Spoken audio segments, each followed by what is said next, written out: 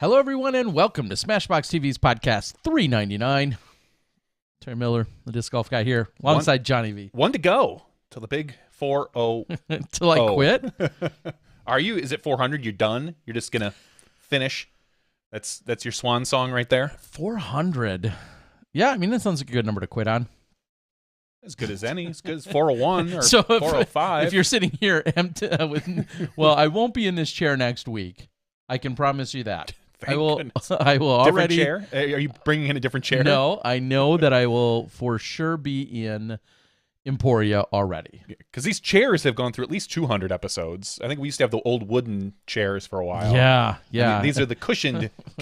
Oh, they are so much nicer. Cushioned Let me promise you. chairs. I've got my own cushion that I pack along here, but yeah, these chairs have been through plenty. They've heard plenty for sure. So tonight, welcome all of you guys. First and foremost, we're glad you're here.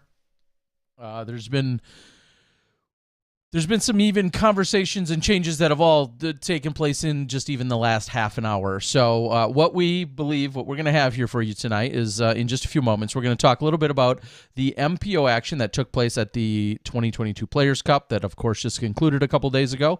And then we're going to have Elaine King join us. Of course, Elaine King very much in the conversation as she's been. We want to ask her a whole bunch of questions. We want to also hear everything that she has to say, her explanation, and then also provide hopefully some clarity for the world out there.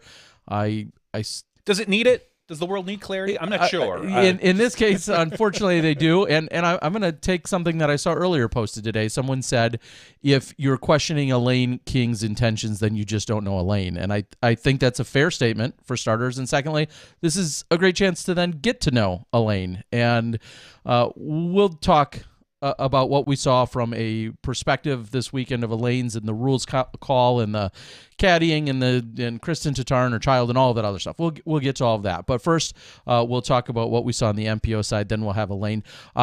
In all transparency, I also had reached out to Paige. In fact, I talked to Paige on Sunday, minutes before she got her award for winning. And I just said to her, hey, Tuesday night, right? And she's like, yeah. Paige, I think many of you saw probably that she was featured on the Nick and Matt show last night. I believe Chris Dickerson was on there as well. And Paige then reached out to me today, and her and I had a quick chat or two back and forth. And she said, no disrespect to you or obviously any of the viewers. She said, I'm just kind of not feeling it. It's been a challenging day, probably in a lot of regards. I can't imagine some of the additional messages that she's received. And so really just a program change in the last few minutes that Paige, so she sends her regards and is saddened that she's not going to be here. But of course I told her we fully understand. I think we'll probably be able to get her on in the future. She might have another win or two. If she wins. I mean, we only take winners here. Yeah, so of course we expect to see her in the winner's circle more this year. And even if she's not in the winner's circle, she knows she's always welcome here. But her own personal well-being and her own, just overall happiness and all of those things, that's what mean most. And if she's not feeling it, we take no offense to that whatsoever. I want Paige to be where Paige needs to be mentally. So all good with that. So let's quickly talk about what we saw. First major of the year, obviously a lot of hype. A first-time major. Champions Cup. Let me ask quickly, though, did you feel like the play and the course and the payout and everything else, did it live up to the hype of a major? I think it did. Honestly, going into this event, I didn't feel super hyped about it. And it's a lot harder to get me hyped about any event these days when, you have to sit in front of a computer screen and talk to cameras. Well, you're an old curmudgeon now, right? No, a little less than that. But just, it's hard to get hyped when you have to work the event, I'm sure. But once the event started, I really did feel like this is a big, important major. It's at the IDGC. It's on the beloved W.R. Jackson, or hated, depending on how you shot. It really kind of came together for me at the end, or really at the beginning of the event, to feel like a major. And it doesn't have any history. It doesn't have any real prestige yet, other than we throw a big M in front of the name. But I felt like the quality of the event was there. Talking to Robert Leonard, the tournament director, he was adamant about how wonderful this event was run. How there was, I think, literally maybe one provisional that was called. I think the entire weekend, maybe none. Maybe it was no provisionals, which is amazing considering, again, that's how well the course was prepped for. With all the rain, the course looked mostly in good condition, with the exception, I think, a hole one had a little lake in it for a little bit, but not much you can do about that. I felt that the PDGA and the staff and everyone did a phenomenal job at this course. Yeah, and I'll echo that being on site, that it was, they really thought ahead and had the course prepped in every possible way that you could. There's different parts on the course, too, that I had found where you didn't necessarily, you wouldn't know it unless you'd been there before, but there were certainly places that were cleaned up and that extra care was taken into the grounds. And to know you have 2 or 3, dedicated staff members that are out there just prepping the courses, that are the superintendent of the property, making sure the courses are all great and playable, and namely for this one, for this particular event, it was awesome to see.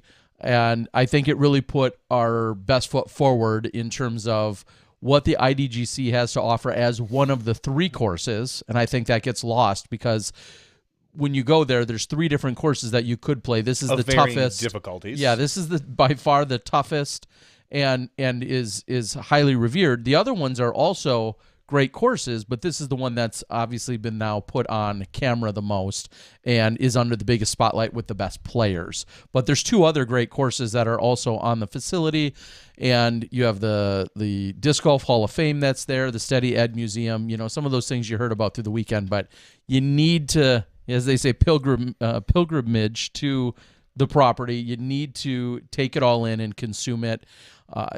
To go out to one piece of property and know that you could spend 1 or 2 days playing 3 phenomenal courses with a pro shop and everything else, it's definitely pretty special. And tomorrow specifically will be the 15-year anniversary of the International Disc Golf Center's official grand opening, something in which I was physically at, along with yes, you are. Steady Ed Hedrick's wife was there, Farina, along with so many other incredible dignitaries of our sport. It was something I maybe didn't realize the importance at the time, but as the years have gone on, it's just become that much more ingrained and more valuable that I can say that I was there 15 years ago when that first opened. So very cool. Before we have Elaine on, because she's with us here, we really want to quickly kind of talk about the MPO coverage, or not coverage, I'm sorry, the MPO play, and a phenomenal battle that it was. It looked, going into that final round, you kind of had to put your chips on Ricky. A little bit. I mean, that course is difficult and anything can happen. Ricky was playing well. He had a 2-stroke lead going into the round. You kind of got to feel the way Ricky's been playing lately that he had a leg up, a Raptor leg up on many people. And you know what? Chris Dickerson decides he's going to just birdie a lot to win. And bogey never. Yeah, he birdied Chris Dickerson birdied the last 5 holes.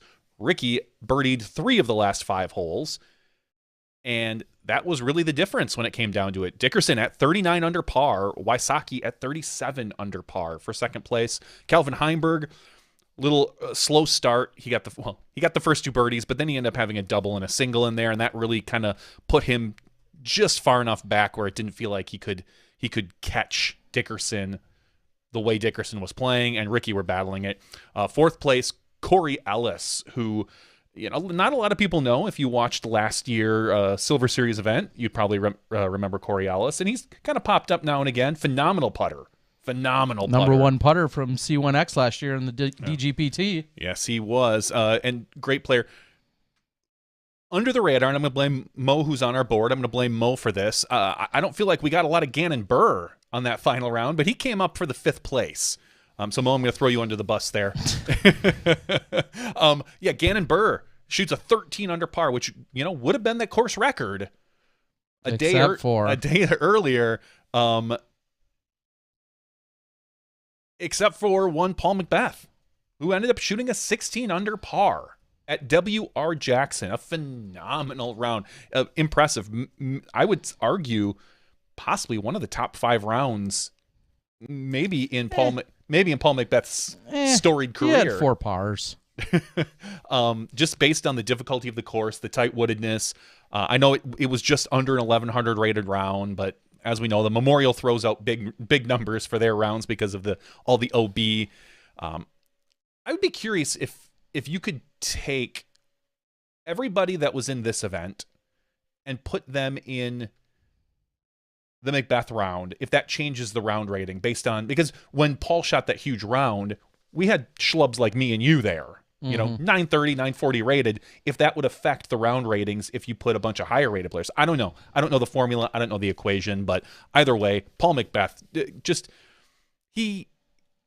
it's official. He's scared of live cameras. Yes, that's obvious. When we had him on live, that guy didn't really do much. Someday he'll clutch up and play well on. I think, he'll clutch up. I think it was the second round we walked away from him on hole 8. He was 1 under par. He goes and birdies the back 9. He gets on live coverage on the third round. Really goes into the tank. Fourth round, we just say, hey, we're not going to follow you, Paul. You do your thing. And then he shoots a 16 under. We actually did catch up with him towards the end of the round. And he got, he showed off 1 or 2 shots for us. 2 eagles on his last 5 out of his last 5 holes and 2 birdies. So congratulations, Paul, on making a nice comeback to get into the top 10. Other people that were in there, Emerson Keith, Matt Oram, Gavin Babcock, who, I'm not going to lie, as some of the jokes are going around. First of all, hey guys, it's Matt. or no, hey guys, Matt here. Gavin Babcock, I'm going to start a Stan account for his quads versus Ezra's biceps, because those things, when he was doing some of those straddle putts, that guy had he doesn't skip leg day. I'll tell you what, he doesn't skip leg day. So congratulations, Gavin, who I believe was 100% in Circle 1 through... I don't want to be the spoiler, but I will be. According to UDisc. I mean, according to UDisc, yes. There's always the stat. I happen to share the same restaurant with Gavin Babcock that night, along with a bunch of other great individuals. His toe was on the line. And he admitted he feels like there were 2 that maybe were mismarked. I don't recall at what point throughout the weekend, but he believes 2 were mismarked for... Can we stroke him for that? is that mismarking your scorecard? I don't know. No. But well, either way, congratulations, Gavin. What a phenomenal weekend! Really coming out of almost nowhere. Except for the Disc Golf Guy channel, which features Bingo. Gavin Babcock from last year, dropping tomorrow. It's like really? he set it up for me. Yes, really? yes. So if you are now a new Gavin Babcock fan, by all means check out the Disc Golf Guys YouTube tomorrow. Yeah, because you're thinking like, where's this guy come from? Has there ever been a history Terry. on this guy? Clearly, it comes from Terry. Yes, there is. I have Gavin Babcock playing an incredibly difficult course last year, along with Paul Macbeth, along with Zach Melton and those types.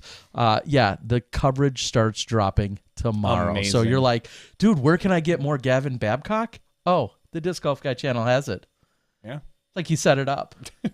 I was just waiting. It was like a Circle 1 putt. I was waiting for him to pop off so that there was the perfect time so everybody be Terry, how many rounds do you have in the tank for people that just maybe we haven't heard of? Let me scroll down a little bit. Let's go with a Luke Sampson. Oh, I got Luke Sampson coverage. Oh, I just do. waiting. Just wait. How about some John Willis? Do you have John Willis yet. coverage? Not yet. Rounding out our top 10.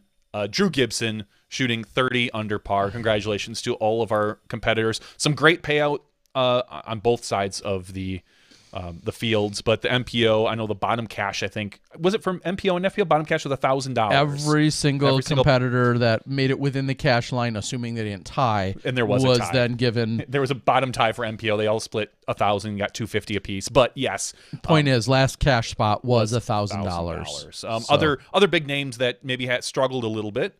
Eagle McGann in 14th. Who fought back hard to get there. He did. Yep. He fought back hard on the 3rd and 4th round. He shot a 7 under 4th round, and I forget what he shot for 3rd round. But he moved way up. Looks like he had some social media stuff out there saying that he's going to skip, I think, DDO. I think he's going to play Jonesboro, and then he's going to skip for a month and have some shoulder work done, is what he said. Okay. So Eric Oakley actually coming out of, I don't say out of nowhere, but coming back onto the tour, playing well. You have to say that's kind of a win for Eric, tied for 19th after not having been on the tour earlier in the season due to a hand issue. Kevin Jones continues to kind of just not quite make it up to that relevant stage for coverage. He's kind of just hovering right around there, so we're hoping to see Kevin, start to play well. I think Kevin, I have to take a look, but for some reason I think Kevin plays well at Jonesboro. And it's in the name. It's in the name. They call him Kevin Jonesboro. Kevin Jonesboro, that's what they call him? Oh. That's right. I'll have to take a look at that. So congratulations. Everybody. Dave Felberg, honestly. Oh, that's right. I wanted to mention Dave Felberg, who we were fortunate to get on camera shaking Paul McBeth's hand at the end of the round. Well, every time Paul McBeth has a hot round, David Felberg is right there. He made that post saying, lately, every time he's blown up, he's been there watching. And Felberg will take credit for that. Don't you worry about that. So David Felberg, who obviously is our age in the Masters division, coming out and shooting, getting into 30th, again having shooting an 8-down final round. Just a good job, Dave. Honestly, I know you've kind of been a little bit behind the scenes here for a while. So. All right. Well, we can, if we need to, we can circle back. You guys will probably have other questions. We can circle back to MPO action a little bit later. But right now, I think we're going to welcome to the show. We're going to talk a little bit about what we saw on the FPO side, along with some clarity. And unfortunately, and I'm going to say this, unfortunately, very much has, kind of overshadowed or clouded a little bit of the amazing and stellar performance and play that we've had by Paige Pierce and Kristen Tatar. But it's obviously all part of our growing experience here at the PDGA and with our relatively young sport overall. Right now, we're going to welcome in 5-time world champion and DGN commentator and a whole bunch of hats that she wears, Elaine King. Elaine, I didn't think I'd be seeing and talking to you so soon. Yeah, you were just here in Milwaukee. Yeah, I just saw John just a couple days ago. I'm sorry. Yeah, I'm leaving again already. I'm in for a day and I'm back out. It's enough. Elaine, how are you doing? Well, today and yesterday were kind of tough days. A lot of negative social media feedback from people who apparently just didn't have the facts straight on what happened. Okay. Well, yeah, I felt like there was Kristen's post yesterday, which, said what it basically said and kind of gave a very quick summary, more or less just saying, hey, I'd like to, my daughter is awesome. We had a situation that just, and she'd handled it like a champ is really what she had said. Not a lot of details behind that. And a lot of people took that and ran with either their own details or secondhand details or things like that, when really I felt it was just an appreciation post for her daughter on how well she handled the situation. So yeah, and then from there it was read into, and then eventually Charlie over at Alta World had then released an article that kind of talks about we'll say the elephant in the room, the main conversation here tonight, which is how everything unfolded with regard to the Kristen's daughter, Isabel, and the caddy situation and your involvement with it. So, as always, we appreciate you joining us. I'm sure there's plenty of people who think this is the last thing that we really want to be talking about. But more than anything, we're very concerned about laying out all the facts. And then I feel like it's fair to have a conversation from there as to choices made and whatnot, but it all starts with laying out the actual facts, because we've been on the internet long enough to realize there's plenty of non-facts that are available. So let's start with those, which is, I think the easiest ones maybe to start with are, what are your official positions and where do various lines get drawn in terms of hats that you wear? Positions or hats that you wear within the PDGA, within the Disc Golf Network, and so on and so forth. Let's start with just laying a few of those out on the line. Wow. Okay. Well, first there's me, Elaine King, the disc golfer. 5-time world champ with 300 and some wins. Playing for a long time, love play in, a variety of different divisions, but I try to play FPO if I can. Mm-hmm. And I think that's my main persona. I mean, of course, I have a living where I work as a consultant in pharmaceutical manufacturing, so that's another hat that I wear. I am on the PDGA board of directors, and as such, I do work on committees and uh, you know help develop policy and support the growth of this amazing sport by contributing to the organizational arm of it. um, I also am a guest commentator, I guess, on Disc Golf Network, and so there will be, I think, 7 broadcasts total this year where I'll be doing some commentary on the FPO. And then if you want to like get all inclusive, I do write for Disc Golfer as a associate editor, 4 issues a year, and that's a lovely print magazine. So I'm doing various and sundry things with my time. I don't have a whole lot of free time, but really loving, just enjoying being in different parts of disc golf and all the various aspects.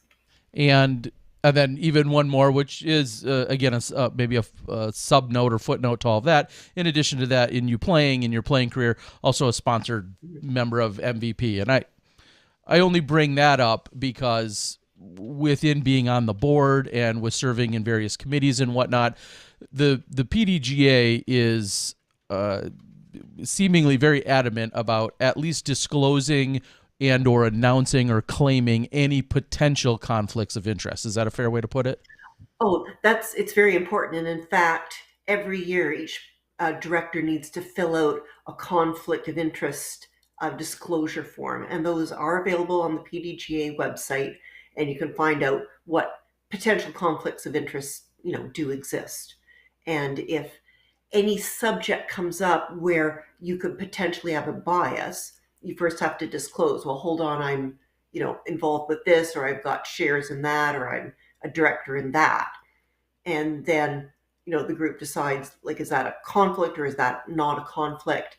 And if it is a conflict, then, there are rules about, you cannot vote on the subject. You may or may not be able to participate in the discussion, depending on whether you can add some factual, uh, elements to it versus not being able to, influence people's opinions, for example. That's not allowed. So uh, just about everyone involved in any organizational arm of any disc golf anything typically has a lot of overlap, and so there are potential conflicts of interest. Yeah, and I say that all the time. I was just talking to another good disc golf friend of mine tonight, and fair or not, we always say like the person that has the most potential conflicts of interest are also probably the people that are just getting stuff done within our sport. Like the most experienced. The most experienced, but you have your hands maybe in a bunch of different cookie jars, but you're also the person or set of people that are actually getting work done rather than just sitting around and talking about who should be doing what. Yeah. And I think for that reason, it's easy for potential conflicts of interest. And if they're disclosed, then, everybody moves forward from there. So I did want to set that up as well. So this weekend you were commentating, of course, for Disc Golf Network, which you, as you said, you're doing for about 7 events this year, and commentating on the FPO side and doing what we call the color commentary along with Ian Anderson. And let's break down round number 4. It was at some point in which we'll say, dawn on you, or how did it come about that you recognized that Kristen's daughter not only may be of under the age of 13, but then also may not be accompanied by another person? How did that even hit you, so to speak? Well, it was after the players finished holing out on hole number 2. The cameras had a nice close-up of Kristen and her daughter actually was trying to pick up Kristen's bag, and then Kristen took it from her. Mm. And so when I saw that, a whole bunch of things went through my mind. The first one is, well, did Kristen take that bag from her daughter because she knows her daughter's too young to caddy? Or, was it just too heavy for her? And then it just kind of occurred to me, well, I wonder if she's even aware of the rule, because a lot of people are not aware. In fact, there's two rules. So they're both in the competition manual rather than the rules of play. And one is Rule 113A that said if there are children under 13 who are involved in being on the disc golf course with their adult or guardian, they need to be supervised by a separate adult. And the reason is you may have countered this, in years past with people having, their children. Children are children. Some of them are very well behaved, and some of them have a ton of energy and run around. And, of course, the way all the rules evolve is things happen. People provide comments or complaints. The rules committee thinks about it, tests out different rules, and eventually comes to, in this case, it's the competition committee, would make a decision on what seems fair and just to make sure nobody has a competitive advantage and nobody, is unduly distracted or courtesy. So it's a few years ago, actually, that 113A came into effect. And that's just to make sure that, Well, I was just going to say, and to follow that up, I feel like there was a little more of a conversation about this a couple of years ago in attending when we saw the Junior Worlds break out exclusively into being a junior event. And I think to Emporia, I don't know if it was now 4 years ago with COVID or 5 years ago, Emporia was awarded the Junior Worlds for 3 consecutive years, or Dynamic Disc, and Emporia was. And then you would go to these tournaments, and we all know, I mean, all of us that have kids and are trying to get them into being players, there can be a little bit of chaos when you're talking about, you may have 3 kids under the age of 16, and you clearly can't necessarily, if they're not on the same card at the same time, rules and etiquette and everything can go astray. And you can say, well, kids can be kids, but at the same time, there's a lot of things that can happen. And that's something I personally saw and witnessed. And I'm not, yelling at kids like I'm some grumpy old man. I have 2 kids that are 11 and 13. But I feel like that's maybe where even more of this conversation originated from, is just realizing, hey, you have a few hundred kids in one place. And if you only have maybe one parent there and they brought 2 or 3 kids, who's their legal guardian? Who's making important medical decisions for them? If they're on hole 9 and you're on hole 1 and something happens and you're not with them, or a legal guardian isn't with them, or someone that's of a certain age or wits about them, like there's real potential for challenge there, right? Or am I making all that up? You're actually even talking about a different rule, which is juniors under a certain age must be accompanied by an adult. And, that's to help them with the rules. Quite frankly, it's to help them count their number of throws, especially when you get to the younger division. So 1 adult per playing junior. The rule we're talking about here is when adults are playing on a course and they can't get a sitter. And, there might be an adult with 1 or more children with them. And that's the situation where players were saying, well, I mean, if it's league night, it's fine. Right? Sure. League night, the rules are relaxed. A lot of things are fine. But if it's an actual competition, what came out of discussion, complaints, discussion, etc., is that 13 is the age where if a child is under 13, they need just a separate adult to take care of them, because a round is just too long for most kids. Not every kid, but you can't pick and choose between kids, someone's kids versus someone else's kids. Well, and so there's that rule. Okay, and real quick, just to interject there, to be fair, I think a lot of the conversation has come about also, and we'll continue with it though, is the fact that Kristen's child, Isabel, is, as many have said, is as polite and professional and kind and courteous and as well-behaved as any 9-year-old we've ever seen in our life. And I think that's what kind of maybe even stoked some of the fire here, is people are saying she wasn't like maybe what a typical 9-year-old would be like. And as you're saying to that, we don't necessarily know that ahead of time. I mean, you can't pick and choose, and you're not going to have a conversation. Hey, you're 8. Are you going to behave this round or not? Because we need to know, what rules we're going to apply. So I can understand how if there's an age, it has to be set somewhere, and the age was set at 13. So Yeah. go on, And please. so then there's a separate rule, which is 305B, that says that caddies must be at least 13. Is there a specific reason for that particularly? I was thinking, and obviously there's been a lot of communication back and forth today. This is going to probably roll into other conversation. A caddy is more or less, we've always been told, an extension of the player. They have to abide by all the rules that the player has to. Is there a reason that it's 13? Because I think about, my 10-year-old or my 12-year-old now. He was 10 the last time he came to an event with me. Perfectly well-behaved kid.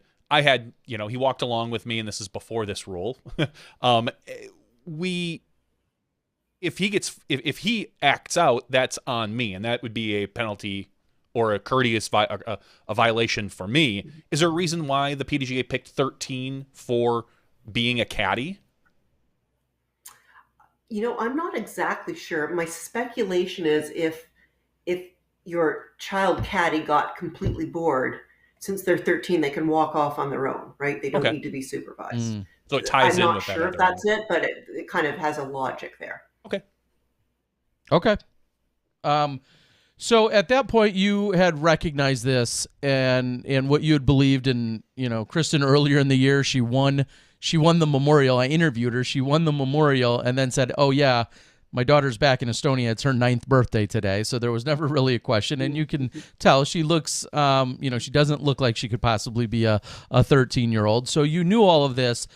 What then went through walk us through your thought process? Well, I didn't exactly know what was going on, because if you know hole 2, the player group and then the gallery all sort of walk past that basket to get to the next hole. So, I didn't know what was going on there. I didn't know if her daughter was in the player group or if her daughter was in the crowd and just stopped and said hi to mom and actually pick up the bag, I don't know, out of habit or something. Like I didn't know what the situation was. Um, I did wonder, however, if Kristen was aware of the rule, and it just may have never been in a situation where that rule needed to be applied. And I've been in situations a few times where I've gotten penalized during competition, and one time I was penalized at the World Championships. I did something wrong, and I actually had no idea I was doing something wrong. And when a tournament official comes to you and even gives you a warning, it's a very tense situation. It's a very uncomfortable situation, and I didn't know if Kristen was understanding the rule and was abiding by it, or if she wasn't. But I certainly didn't want to get her in a situation where, if she was unaware of the rule, that a tournament director might, or a official might, notice that something was wrong and then have that stress of calling her on it. So basically I said, well, I wonder if she knows. Obviously I can't contact her. I wonder if there's any way I can get kind of a message to her, just so she knows. And so I have a friend who was on the player group, happened to be caddying for another player. And this is, a trusted friend of mine, Haley Childs, lovely woman, very good head on her shoulders. I knew she could just very discreetly, pull Kristen aside, have a little chat with her, say, are you aware of these 2 rules? And, also, because she's a local player and she knows a lot of people there, if Kristen needed any help in coming into compliance, like, I knew Haley could take care of her. And so I sent her a message, and, indeed, Haley, in due course got the message and was able to just quietly, show Kristen, like, the 2 rules that I just said, like, are you aware of these? Because, I don't want any penalty to be incurred. And so then, as it turns out, Kristen was not aware of those rules. And so that enabled her to, pull on some resources, as I understand it. This is all hearsay. All I know is, after that point, we didn't really see Kristen's daughter with the group, and Kristen continued to play on. I think she deuced the next hole, and she, hit the gauntlet of number 5 and almost deuced it, and everything just seemed to be absolutely fine. So my intention was to just, I didn't know what was going on, but just in case Kristen was unaware, I just wanted to get some information to her so that she can be empowered to get into compliance if she wasn't, or if she knew the rule and everything was okay, she could say, oh, no, it's no problem. And it could just very quietly and discreetly be taken care of. How did that work out for us? Well, No, were you? I mean, there's been a lot of talks about the ramifications of the rule and what would happen and this and that. Are you familiar with, the procedure after this is called? So someone goes up to Chris and says, "Hey, your caddy is not of age, and here's the rule." There's been a lot of talk about what would happen. Robert Leonard came on and said DQ was never in the conversation, never talked about with Kristen disqualification. But it's not exactly clear in the rule book as to what the penalty is. Is it a courtesy violation? Is it a stroke violation? Is it we've seen in the past with caddy incidents, immediate disqualification? Are you? I honestly, at the time, I didn't know what the consequences were, and sometimes it's not easy to very quickly find that information very clearly in the rule book. You need to sort of look through a lot of sections. I honestly, I only had seconds to take in what happened and send off a message and just trust that Haley was going to manage it, and she did. So she was able to just. With all of that explanation, a lot of the criticism has come from the fact that, to me, I'll be brutally honest, the optics are part of this, and the optics are you texted Kristen's number 1 competitor, and that gives the perception that you texted Haley, Paige's caddy, as if that were ammunition or some form of advantage to put into Paige's hands, and that there was a malicious intent there. That's what is the absolute knee-jerk, immediate reaction for everyone is, you're mad, you personally like Paige, or you want Paige to outperform or do better than Kristen. Therefore, let's equip Paige and Paige's caddy with this damaging information or rule update. That's how it's perceived by so many. And so to that, you would directly say, well, I mean, nothing could be further from the truth. So number 1, I cannot in any world imagine Paige herself, calling out a violation on a player without giving them a chance to correct the situation, if that was at all humanly possible. And, and if you know Haley, you will know, she's a wonderful human being. If she can, help someone, she will help someone. I understand it's kind of weird that the only person I could get in touch with was, just happened to be Paige's caddy. But it's because I know Haley, and I know she would attend to the issue very discreetly, as she did. And I mean, there was no penalty called. Everyone helped and all that. I felt like if I didn't say anything and then an official call was made on Kristen and there was some sort of penalty associated with it, I would just feel terrible because I could see that it had the potential to happen. So, well, real quick, you texted. I'm not that old. There's no pagers. You texted Haley. Did you text anybody else? Because I had heard that maybe you texted Joe Chargaloff to talk to Haley to double check. I mean, was it just Haley, or were there other people that you messaged as well? I did, like, Haley wasn't picking up, and as I found out later, she didn't have particularly good reception, so it Welcome to didn't W.R. immediately Jackson. Yeah. ping. Yeah, so I did like text to Joe Shargloff because I saw him in the crowd, but and I just said, could you ask Haley to look at her message again? I didn't want this to be any kind of official call. I didn't know that any rule was being broken. I didn't like. I just wanted the opportunity for Kristen to understand the rule if she didn't, and just the whole thing to be like resolved very quietly, no fuss, no mess, no official rulings, just just take care of it. And I'd say it really felt like that's how it was handled on the ground. Robert Leonard said the whole conversation with Kristen lasted about 20 to 30 seconds. They were able to find someone to take care of the daughter. They ended up making her a volunteer, giving her a quiet sign so she could walk inside the ropes with, like 30 or whatever feet behind the group is.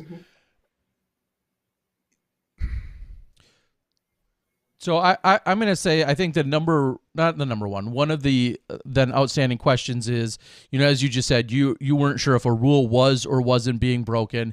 In essence, you were looking out for Kristen's for Kristen and to make sure that she was in compliance. A lot of people would say, is that overstepping a line? Is that something a commentator, play-by-play, color doesn't matter probably, is that overstepping a line in any capacity?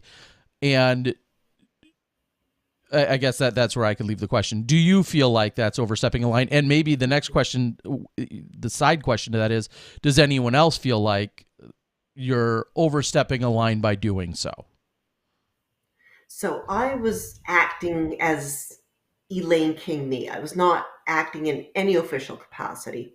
I mean, like, obviously nobody at Disc Golf Network has any like, they don't get involved in the play. They document the play. They do not get involved. So I definitely acted on my own. Was it a good idea? If if I'm playing with people and I see someone's foot is just like completely in the wrong place on their lie, before they throw, I'm going to stop them and say, like, hold on, look at your foot. Are you sure you're good? I've had situations where players mark their lie. Turns out someone else had to go first. It wasn't their turn. No, they step back. And then the next time they step up, they stepped up to their original disc. They didn't step up to their mini. Like, I'm not going to just let the person throw. I'm going to say, whoa, hold on. Didn't you mark your disc? I don't want to call penalties on, anyone in the field. I want people to have a chance to play it properly. I think it's just, I feel very badly when people's score isn't just the sum of the number of discs they threw. If their score has extra things on, like, I add up when we had paper scorecards, I would add everyone's score backwards and forwards because I didn't want anyone getting a 2-stroke penalty. I just, that's, I guess if I'm erring, it's erring on the side of, I just want to be proactive in making sure everyone can play the game the way it's supposed to be played, following all the rules and not incurring any penalties. Being Elaine King, would you see yourself doing that exact same thing if you were sitting at home watching the broadcast or if you were, you're from the kind of the area, maybe you would have even, if you were not broadcasting, you might have been there. If you were walking along, would you have chimed up if you were at the event? Would you have tapped Joe on the shoulder and said, hey, maybe we should take a look at this? Do you see yourself doing something like that? And is that, now put your PDGA hat on for a second, is that the right thing to do? Should we be allowing spectators or even officials just walking along, other players that are now spectators, to be interjecting themselves into the cards that are playing? That's a great question. Um, we can, I mean, it's very clear in the rules that people who are not part of that player group or an official cannot make a rules call. So you can't be at home and say, "Oh, there was a foot fault, or someone took too much time, or there, whatever." That's not allowed. You have to be part of the player group or an official to make a rules call. So you can't, and this, sorry, I'm going to take this on a side Yeah, tangent because yeah. I don't personally know. If we're all sitting at a backup on hole 12 and, Ricky and everybody walk up to the second card and they see somebody, and it's the second card that's watching a player or the first card watching someone from the second player card make a mistake, is the first card allowed to make a call on the second card? They're all standing around. I believe they are. Okay, so it's not just the card that's able to make the call. It is other players in other player cards. group, like The player group. Okay, so the player pool, we'll say, not group. Okay, I wasn't sure because obviously when a player gets off the course, they might come back and follow the lead card, and if they're, if they see something happen, that could cost. If I'm first out of cash, and I see somebody making a mistake, and I call them on it, I'm a player, and they're on the lead card. So okay, yeah. So I don't know what obviously there's different types of penalties and. I know you can call courtesy on other players because other players can be discourteous to people in different groups. Sure. For an example, it may not be.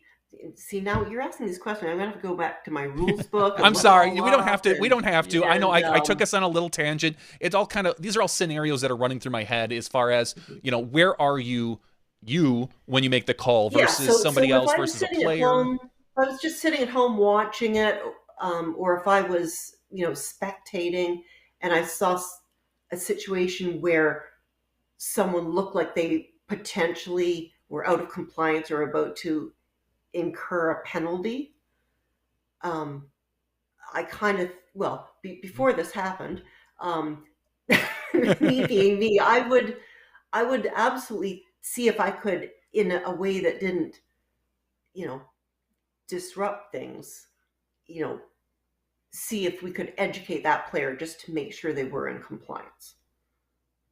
So yeah, if I was sitting on my sofa at home and I saw this going down, I might still have texted a friend of mine and say, like, are you sure the rules are being followed here? Because it looks like someone, potentially is doing a violation. Can you just check on that for me? Now, maybe I need to change my ways. Like maybe I am overstepping, and I'm reflecting hard on that right now. Absolutely. Well, and I think that's part of the potential criticism out there is saying, hey, if you're commentating, you shouldn't be concerned. And this is all funny because obviously I'm a commentator as well, and we'll get into that. But if you're commentating, you shouldn't necessarily be worried about rules infractions that are or aren't taking place on screen, or potentially reaching out or having any consideration with the players, because that's not your role in that moment. And that's very much part of the discussion that's out there. And I'll follow that up and say, I've called things for people breaking rules on the air. I've made mention of it.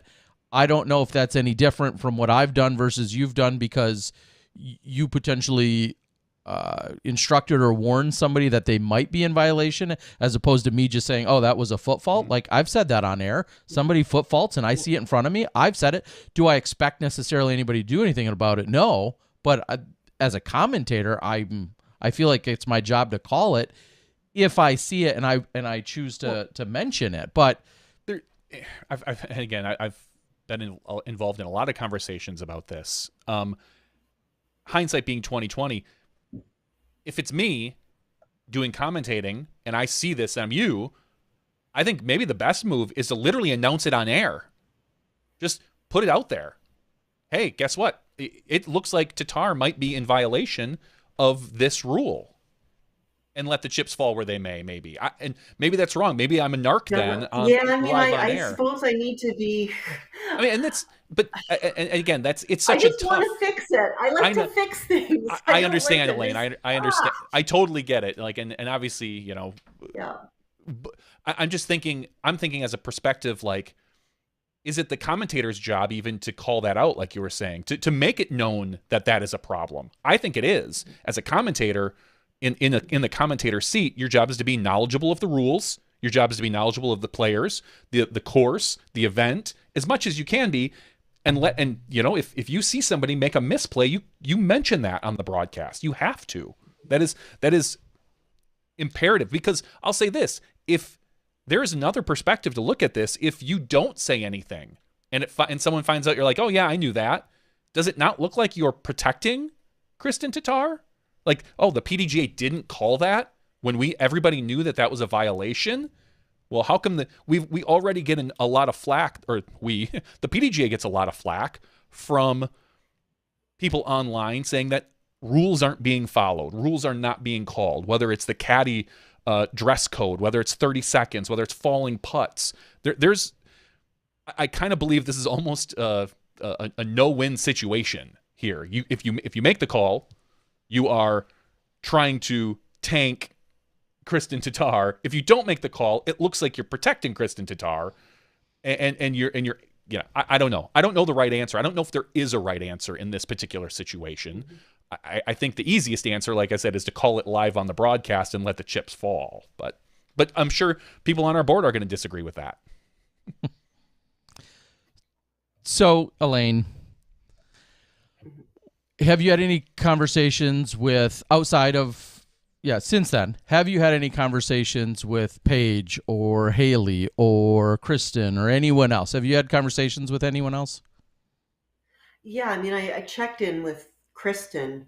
Like, I wanted to give her a day or so because I imagined, like, because of the outcome of the tournament, she was probably getting all kinds of messages from her friends and supporters, etc. And so I mean, I can't even remember when the day was. I think it was yesterday that I reached out to her, and we chatted back and forth, and we're all good.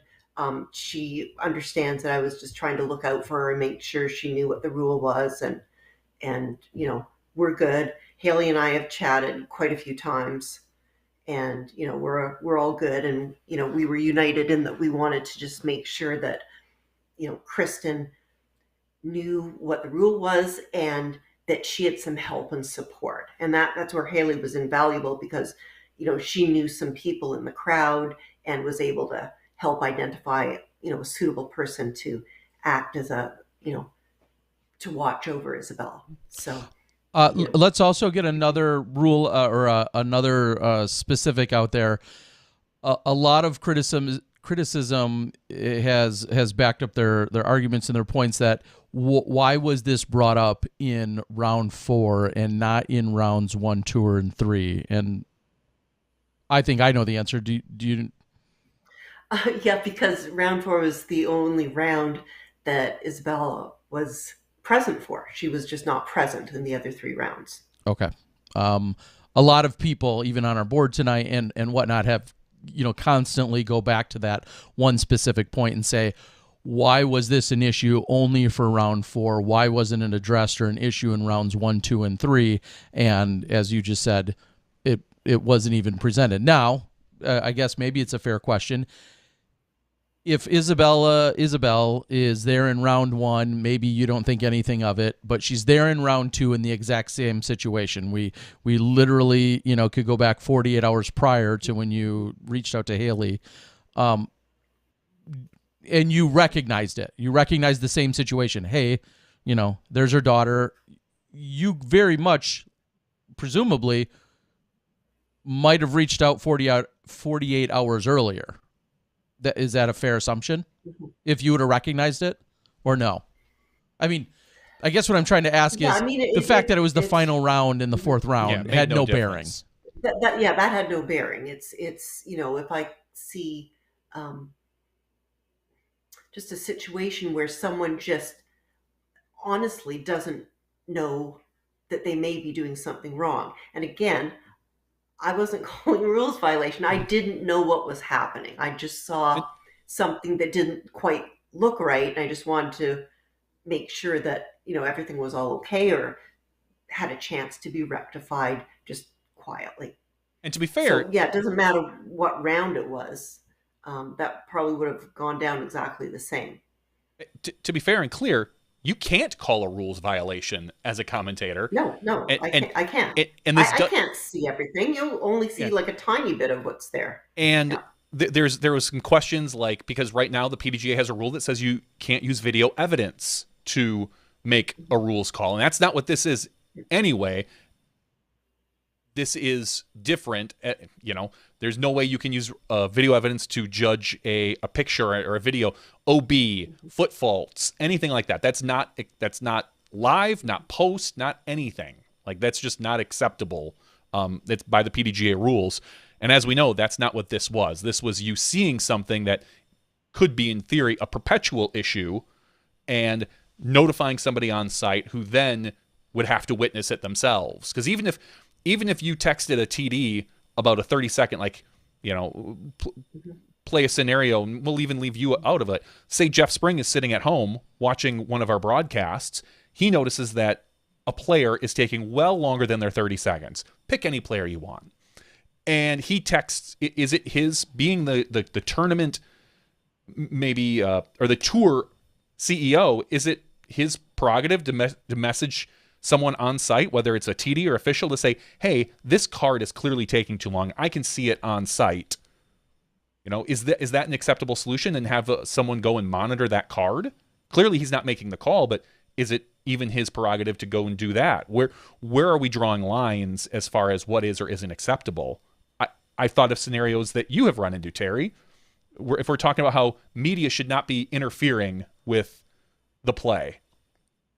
How many times have you caught a miscalculated scorecard in post-production, Terry? A lot. So you take a picture of the scorecard at the end of the day so you can do your graphics, and someone has a 4 down on the card, but you notice that it's a 5. The player, maybe somehow someone misscored the card. What is your obligation? What do? Do you contact the TD? Do you contact the player? Do you contact the card and say, hey, are you sure that so-and-so had a 4 and not a 5 on hole 7? Yeah, there's always been various ways things like that have been handled. What is, whether it's reaching out to a player or reaching out to a tournament director or whatever the case might be. And that goes into a whole, like, the idea of video evidence versus just flat out turning in the wrong scorecard. Was the wrong score written and recorded? Was how did it arrive at that? Yeah, I don't have all those answers clearly. And I think, getting back to it, the question just becomes, one of the main questions is, what level and is interjecting and or inserting is either acceptable or should we be concerned with? And I believe that's a philosophical question, a little bit rhetorical, but Elaine, right now you're in that hot seat. Is what level of concern is it fair for you to have? I think is what the people, I guess, want to know, but we're never going to agree on anything. No, there's no right answer. So your intentions. Yeah, I mean, the longer this goes on and the more I reflect about it, the more conversations I have, I'm starting to slowly come to the conclusion that, I guess my empathetic nature is kind of working against me. And I mean, it's very hard. It's very hard to just watch a situation that could potentially end up with someone getting a violation, and without them, doing something, willful or circumventing or acting in bad faith. It's just very, very hard to watch. So this is probably, this is definitely a very big learning experience for me. I just could never, ever have imagined, ever in my wildest dreams, that this just quick little text to my friend and a little conversation could end up being an incident. Like, I was trying to avoid an incident. It's just, but I definitely don't think I would ever do anything of the type again. I'm not sure that what ended up happening in the course of the round would have changed. I mean, someone would have eventually noticed that these two rules weren't being followed, and inevitably Kristen would have been notified of that by most likely an official, and had to take the same action. Yeah, I mean, I don't And know I mean, about there's all the I don't know viewers about at that, home. honestly. Honestly, I don't know if anyone would have noticed. It's such a new rule. I don't know if anybody would have noticed that during the round, but it certainly at some point probably would have come up at least after the round, because we've, at some point someone would Well, figure that out. I don't necessarily know if it would have come up during the round, but I'll say this: if you put two and two together and arrived at the conclusion that you did, that then prompted you to take some kind of action, clearly somebody else could have arrived at the conclusion just as you did. Like, I don't think that's crazy to assume that much. And I think, again, as you're saying, your attempt was in good faith to thwart the idea of her potentially getting penalized later if she was in fact breaking the rule. Your intent was not to disrupt play or to disrupt the round. But That's unfortunately, it did absolutely all that. correct. Well, I mean, right. I'm just saying, unfortunately, so it did, yeah, but that wasn't your intention. I mean, that was not mistakes my intention. clearly, I don't even want to say mistakes were made because I don't know if it's a mistake yet. I'm not sure on the right answer where we stand yet, but I think that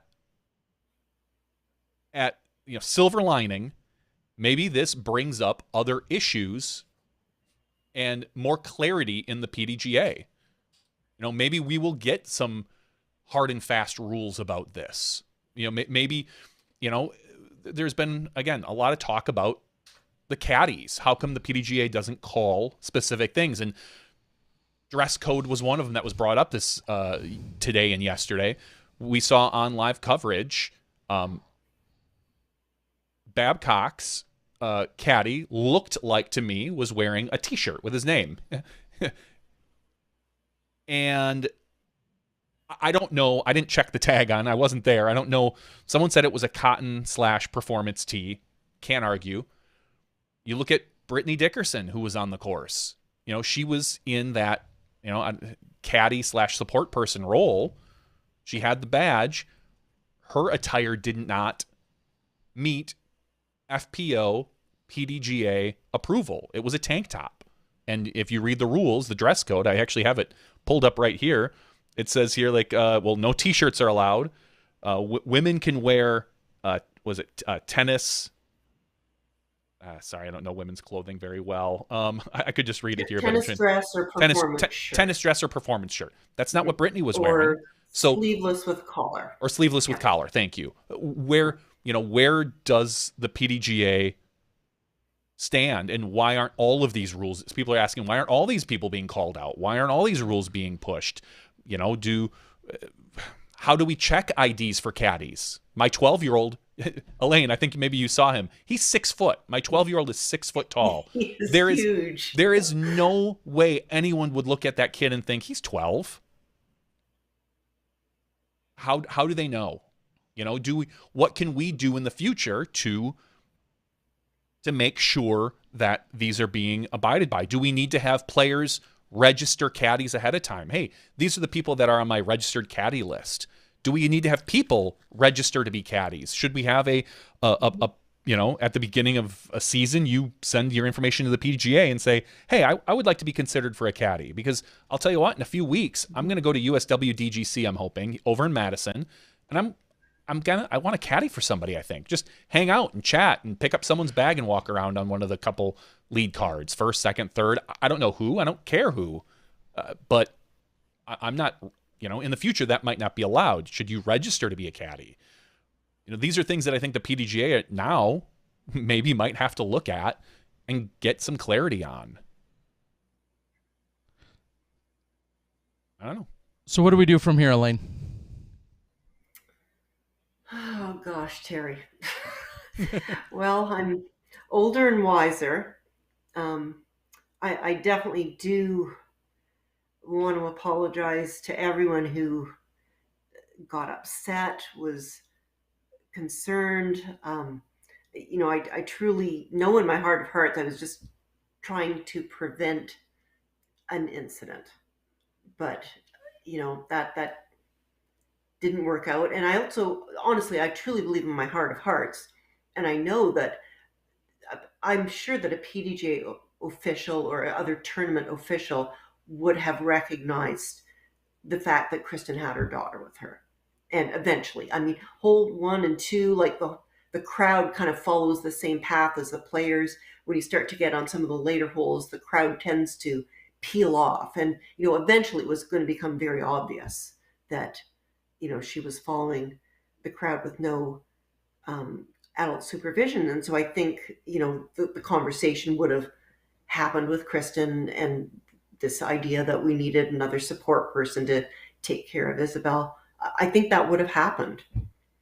I mean, like, I'm not a rules expert. I know the rule book pretty well, but we've got marshals out there who are experts through and through and read the rule book off. And I'm sure it happened. The other thing that could have happened is, the network could have continued to show lots of scenes of Kristen and her daughter. And then, of the thousands or 10,000s viewers, many of them are parents. Many of them have had to arrange childcare for this local C tier that they just played. And so people would be seeing that and going, hold on again, is the rule that's being applied to me in my C tier being applied here?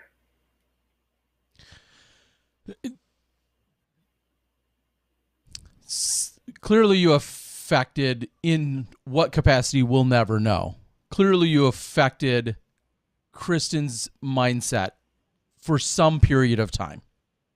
Whether, by seeing a message like that says, hey, my daughter, as she's reading it, my daughter, is in, me and my daughter in some form of potential violation, here at this final round of this event. Any mother, any person, doesn't have to be just a mother, somehow, some thoughts are conjured up in her head, anxiety, stress, whatever. Now, whether that was for 30 seconds or the next 3 hours, I don't know if anyone will ever know. Do you feel like there was a better possible time, or did the thought occur to you, hey, this might be a violation, and maybe I'll hold off until the end of the round to then inform her of the potential violation? Well, what good would that have done?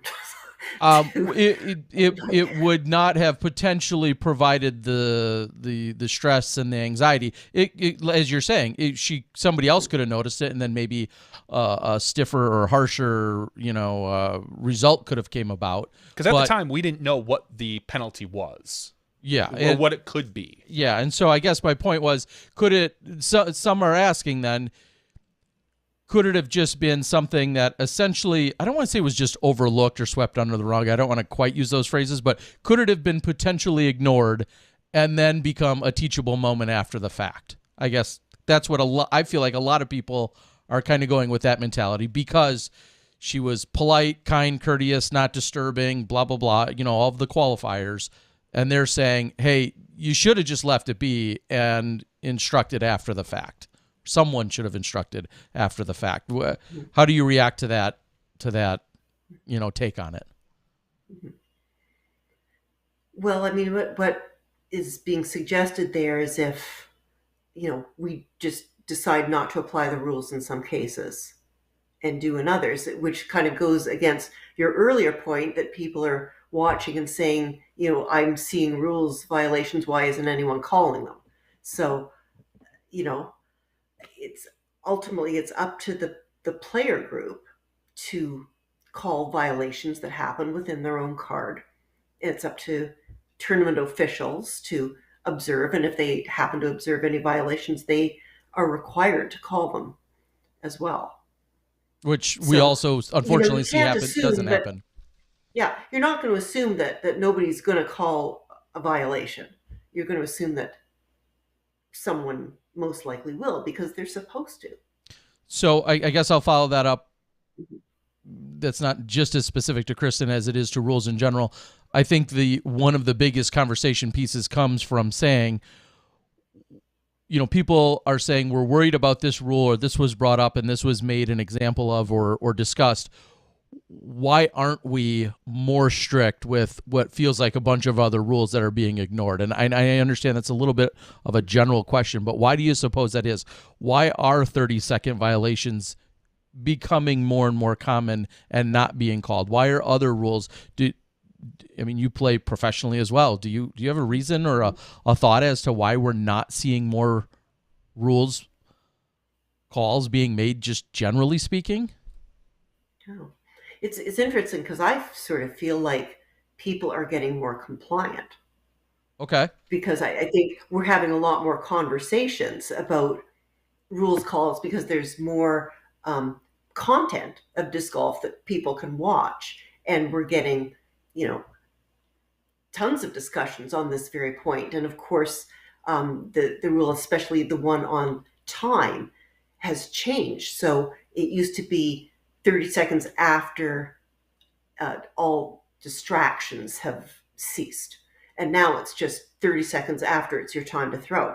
So that rule has gotten more stringent.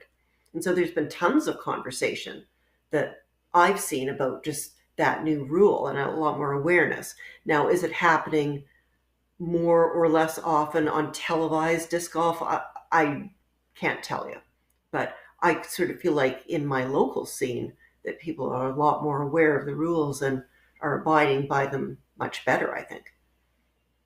Okay. I feel like is a lot of what's fueling the online rage right now is saying you were concerned and brought to light what feels like a relatively unknown or underpublicized rule, yet we see rule violations left and right. And where are we going to draw the line, and why are we not calling and or acting upon all these other wildly obvious rules? And you were, I don't want to say cherry picking, but you were tuned in on a very specific but yet somewhat unknown and newer rule. That seems to be a lot of the conversation piece out there. It's funny because I see I see two different styles of people out online. I see people who are adamant that every rule get called, and I see another side of people that are like, "Okay, man, it's just golf. Let's get rid of some of these rules. Do we really need all these rules?" There really are two different groups of people that this camp falls into. Like, why are we calling all these ticky-tack little rules? Let's just go out and play. I know which side I fall on, but go ahead, Elaine. Sorry. Yeah, and I was going to say, I think especially parents who have children of those ages probably know the rule about children being accompanied and caddying. They know it very well. Parents perhaps are not as representative on some of the social media commentary. It may be people who don't have children, for example, and who would be just very unaware of the rule because it just never affects them. Okay. I honestly, I don't know what else to ask, whether, people consider it direct or indirect. I don't know where we, go from here. I think we've clarified your intention, although it feels like for many it has, your good intentions were not perceived as such. And to a large degree, I think we're never going to come to a consensus. I guess that's what I'm trying to say.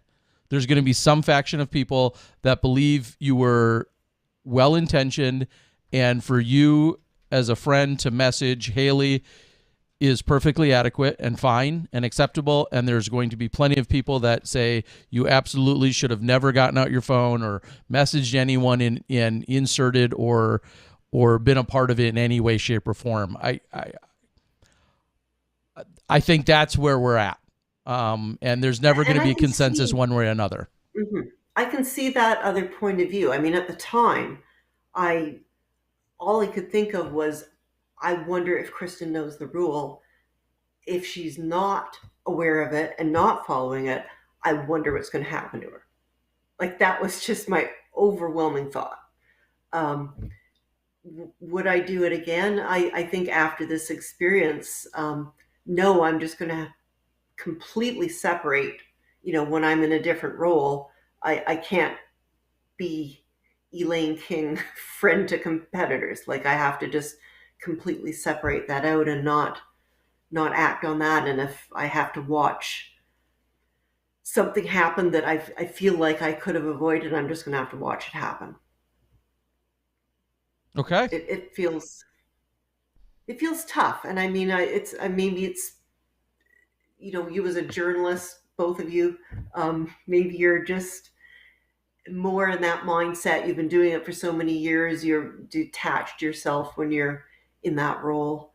I guess I'm still learning.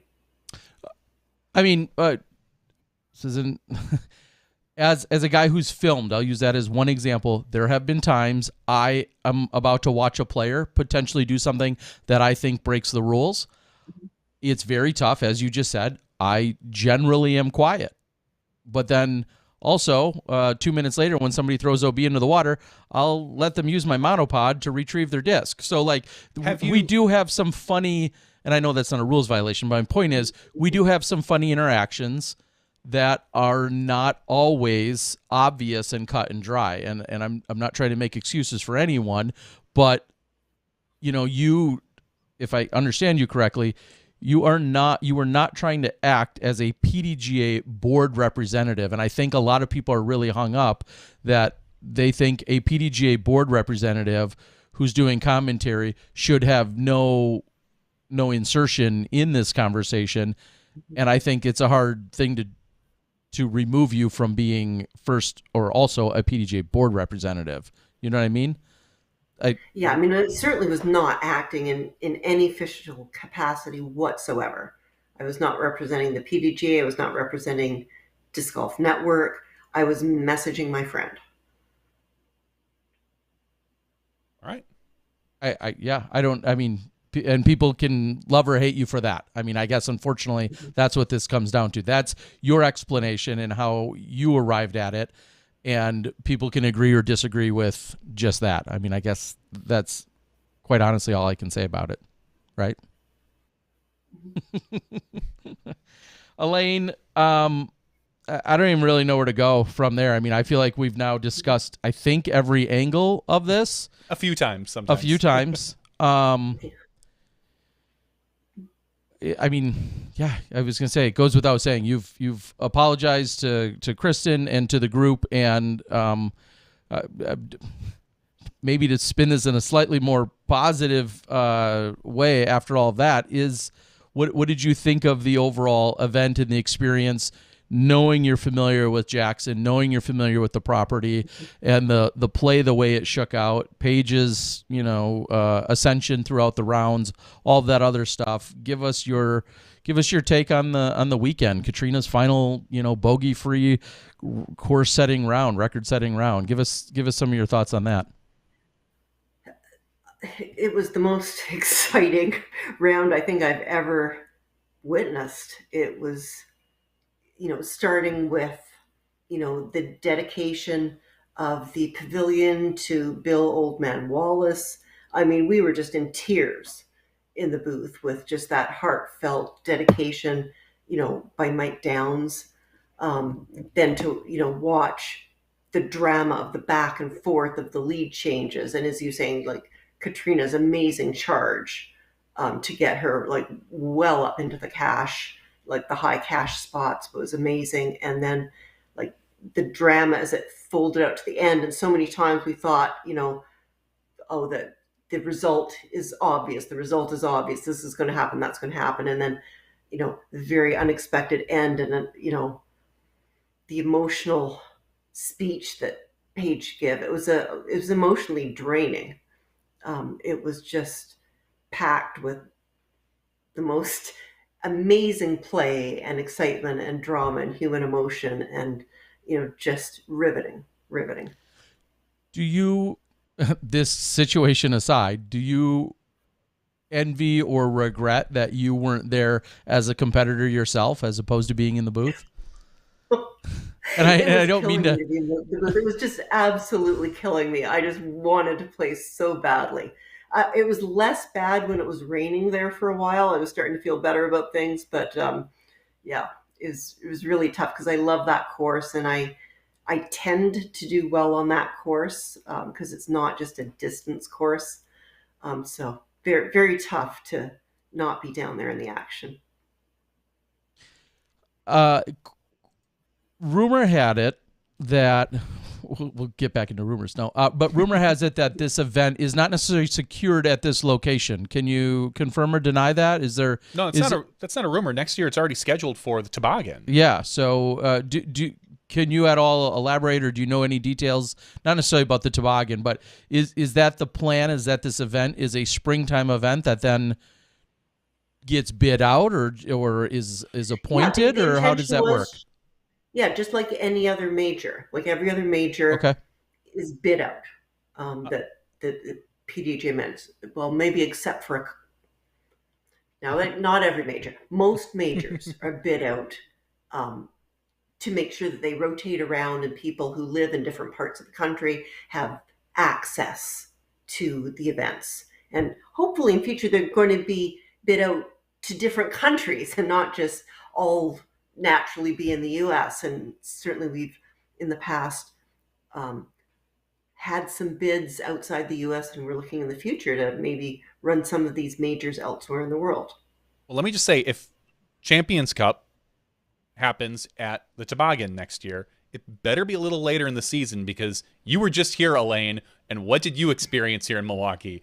28 It was a little degrees chilly, and a little cold. chilly. And snow. And yeah, It snowed here this weekend, literally, right? no, we had snow Monday morning. There was a small coat of snow that was gone by Monday afternoon, but uh, it's going to be interesting having an early season major where it is going to be, because again, if it's going to be anytime in April in Michigan at the toboggan, that sounds like a recipe for some rough conditions. Mhm. So Well, you know that majors change time of year depending on, the tour, where they're held, which year it is. I mean, pro worlds have been anywhere from June to October. yeah. Women's nationals was in May, it was in September.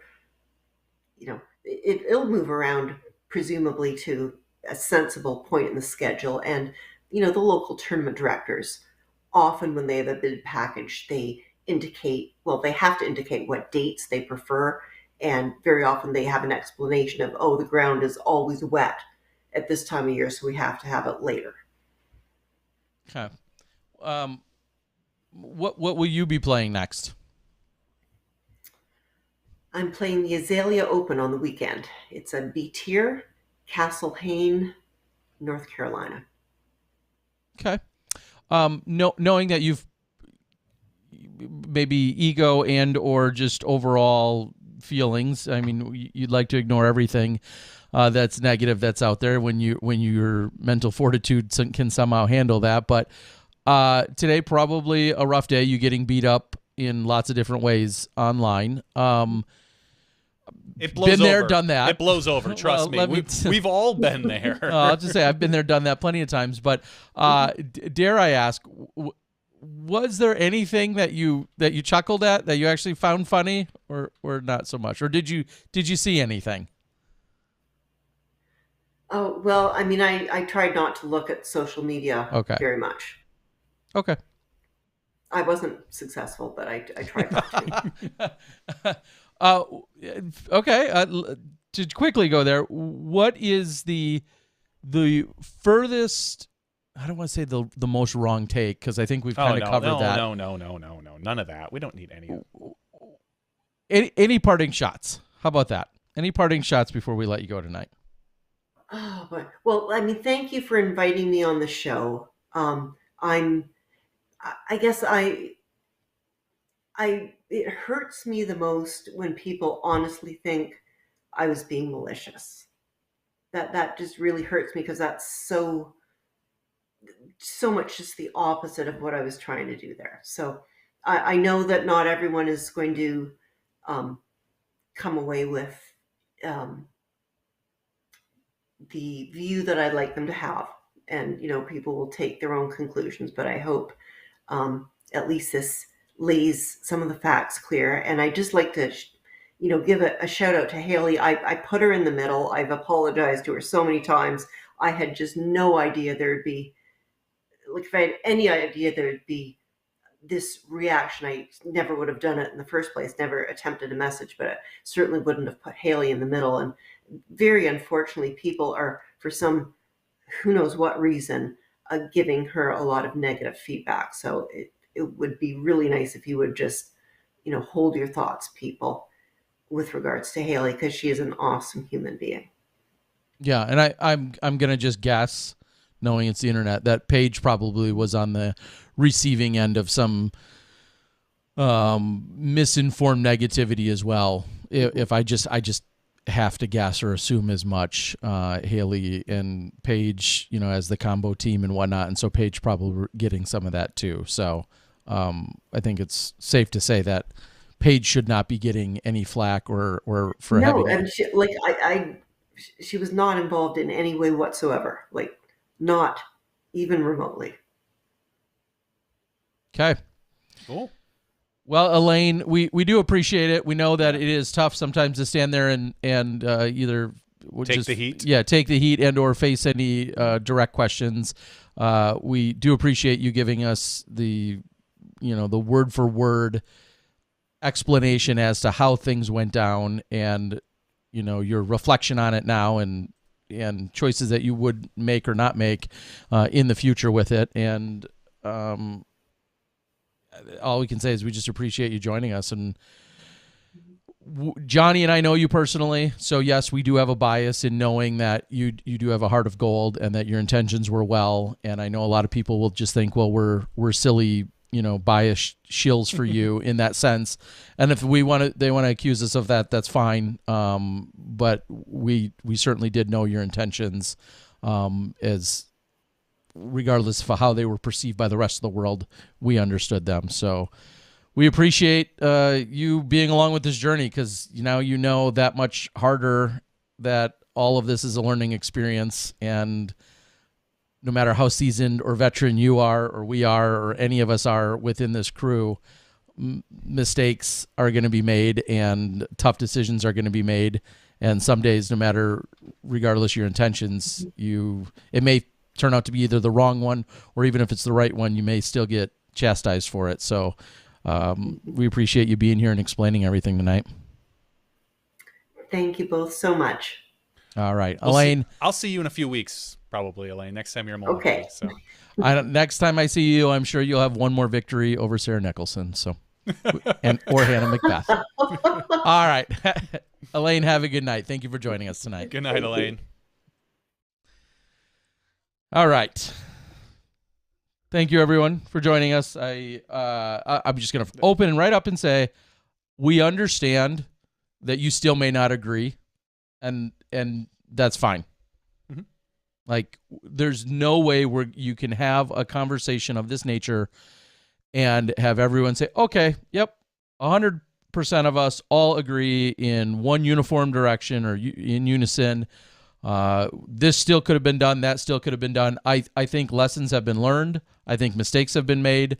I think people realizing that, recognizing that, and having a conversation about it, and hopefully learning and growing from it is now what we can all do. Literally every one of us, whether it's people within the staff or people at the tournament or host of any tournament or myself as a commentator, all of those different types of situations and all of those different roles in which we fit into on any given weekend, I think there's something to be learned from this.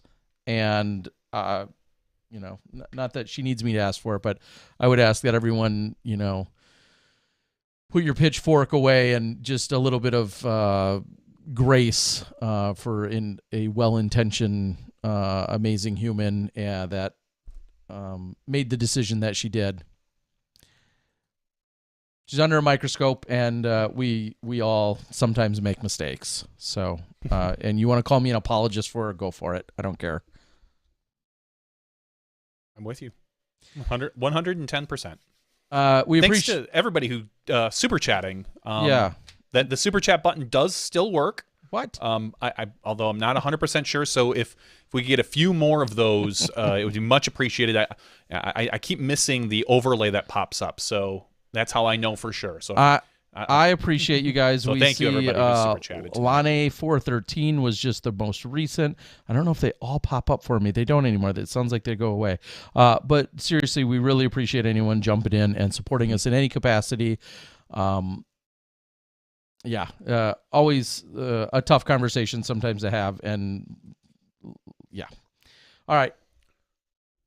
I have a rabbit hole regarding media that I'd like to go down in the after show. No, we don't need to do it now. In the after show. Okay. Yeah. So I mean, that is a different thing. Let's talk about the FPO division here at the Champions Cup.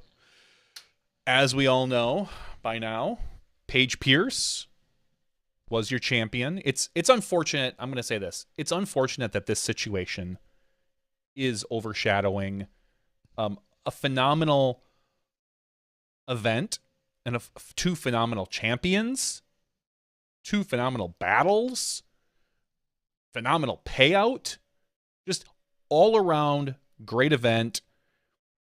It is unfortunate to me that this is what some people will remember, although I'm hoping that it's a short memory. It's a short memory. In a week, people are just going to look back and be like, cool, Paige just won her 16th major.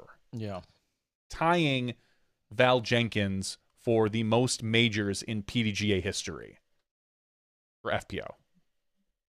So that's what I'm hoping happens. But anyway, Paige Pierce takes this by 2 strokes, although it was not nearly that that far apart. It felt like going into the 18th hole. You know, Paige Pierce has a chance at an eagle.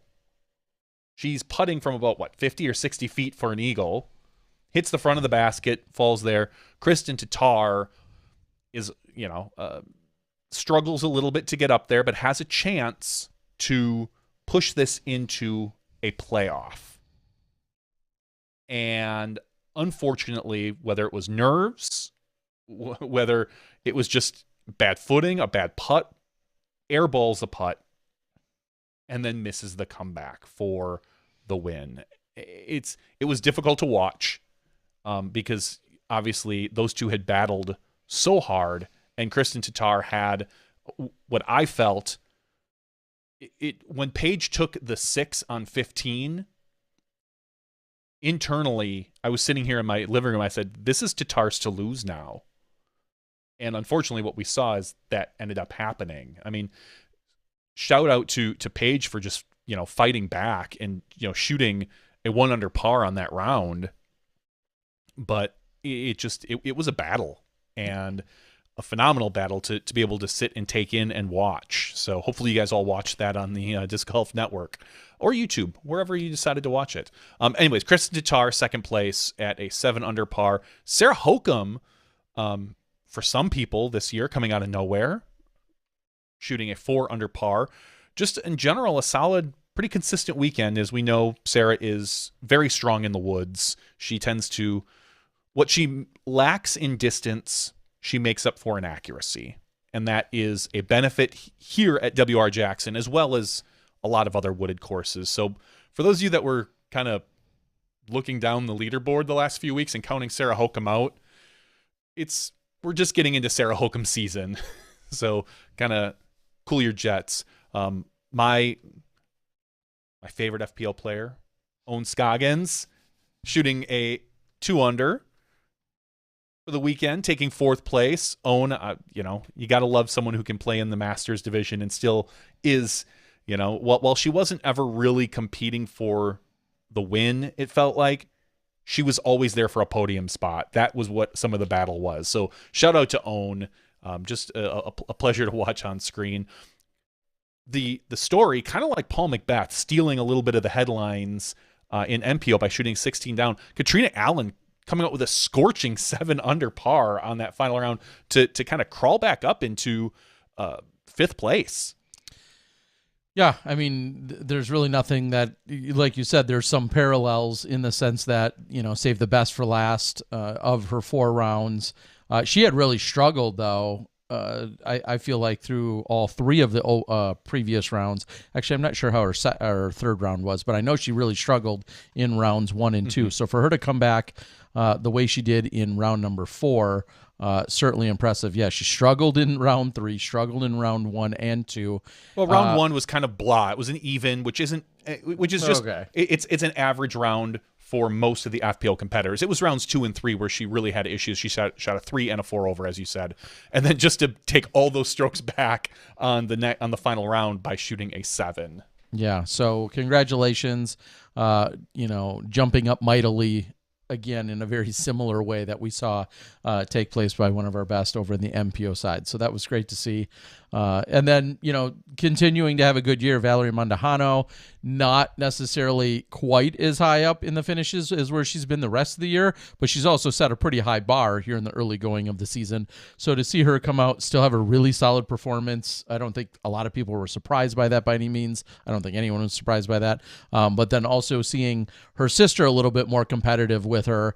I believe they were tied going into the final round, and then, or maybe the second to last round, they were tied. And then they shot the same score in the final round, but then ended up having just a 2-stroke difference between the two of them as well. So yeah, Valerie and then Alexis Mondahano. Yeah, rounding out. And let me just say, taking home probably the most hardware of the weekend, 8th place, Natalie Ryan. Certainly. She got the Rectech grill and the golden Bushnell. We got to see her on camera throw in like a 230-foot downhill blind shot to win. I'm fairly certain. I don't know if anyone else had a longer throw in, the golden Bushnell, and then to put it like 2 feet, or maybe it was 3 feet away from 6 feet. It was about 6 6 feet? keen steps. 6 of my keen steps. So a little You're more right. than 6 feet. It was MPO. I got small shoes. It was MPO. That was 24 inches. Small feet. Okay. You're not wrong there. So congratulations, Natalie Ryan, not only cashing but taking home a lot of extra hardware as well.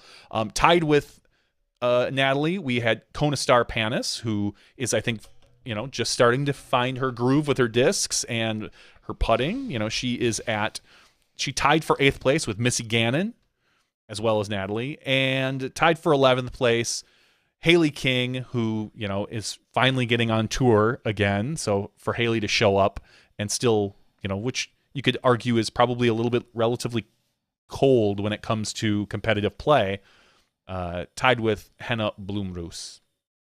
So those are your kind of, I guess, top 11.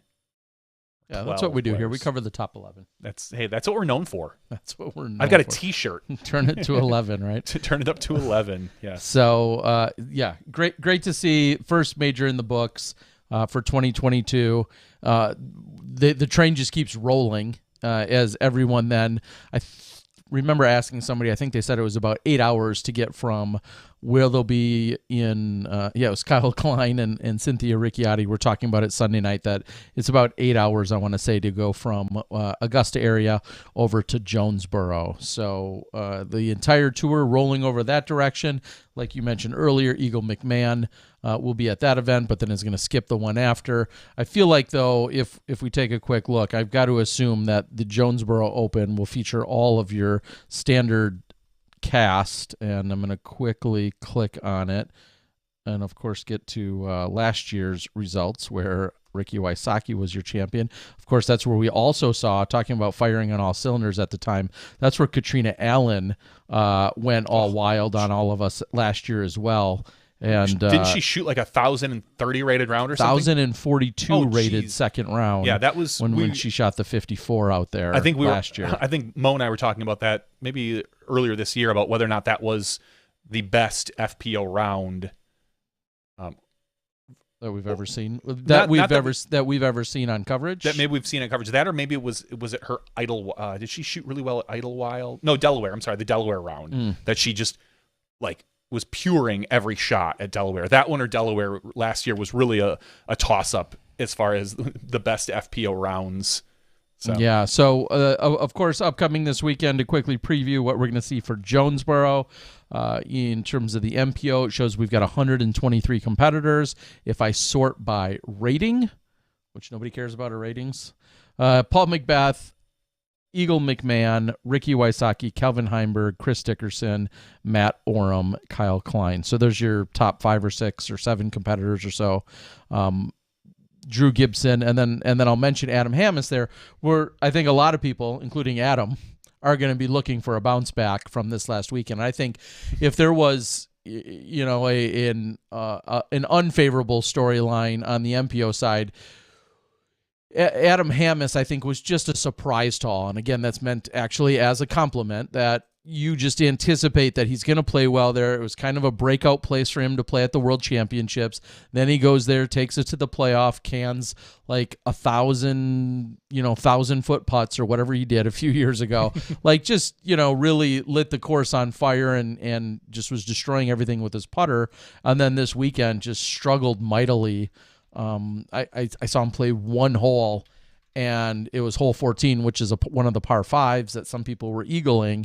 And at one point, he wasn't where the rest of the group was after one throw. He was throwing his 4th. And it just, so I don't know if it was grip. I don't know if it was, some kind of other mental block. I don't know if it was humidity. I have no idea what it was, but Adam Hammis definitely had a very, very uncharacteristic performance and weekend. I'd be willing to bet, I'd have to look, I wonder how many of his rounds will even count against his rating.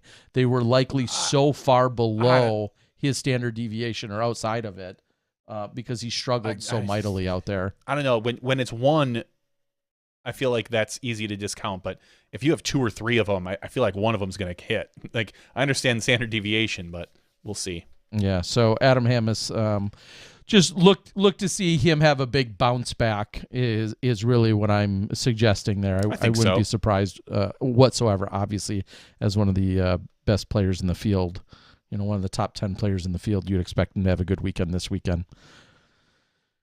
So, as he's currently in the United States Tour rank, number 11. And what other rankings, I have no idea, because that requires more clicking and then arguing about which ranking systems are the best.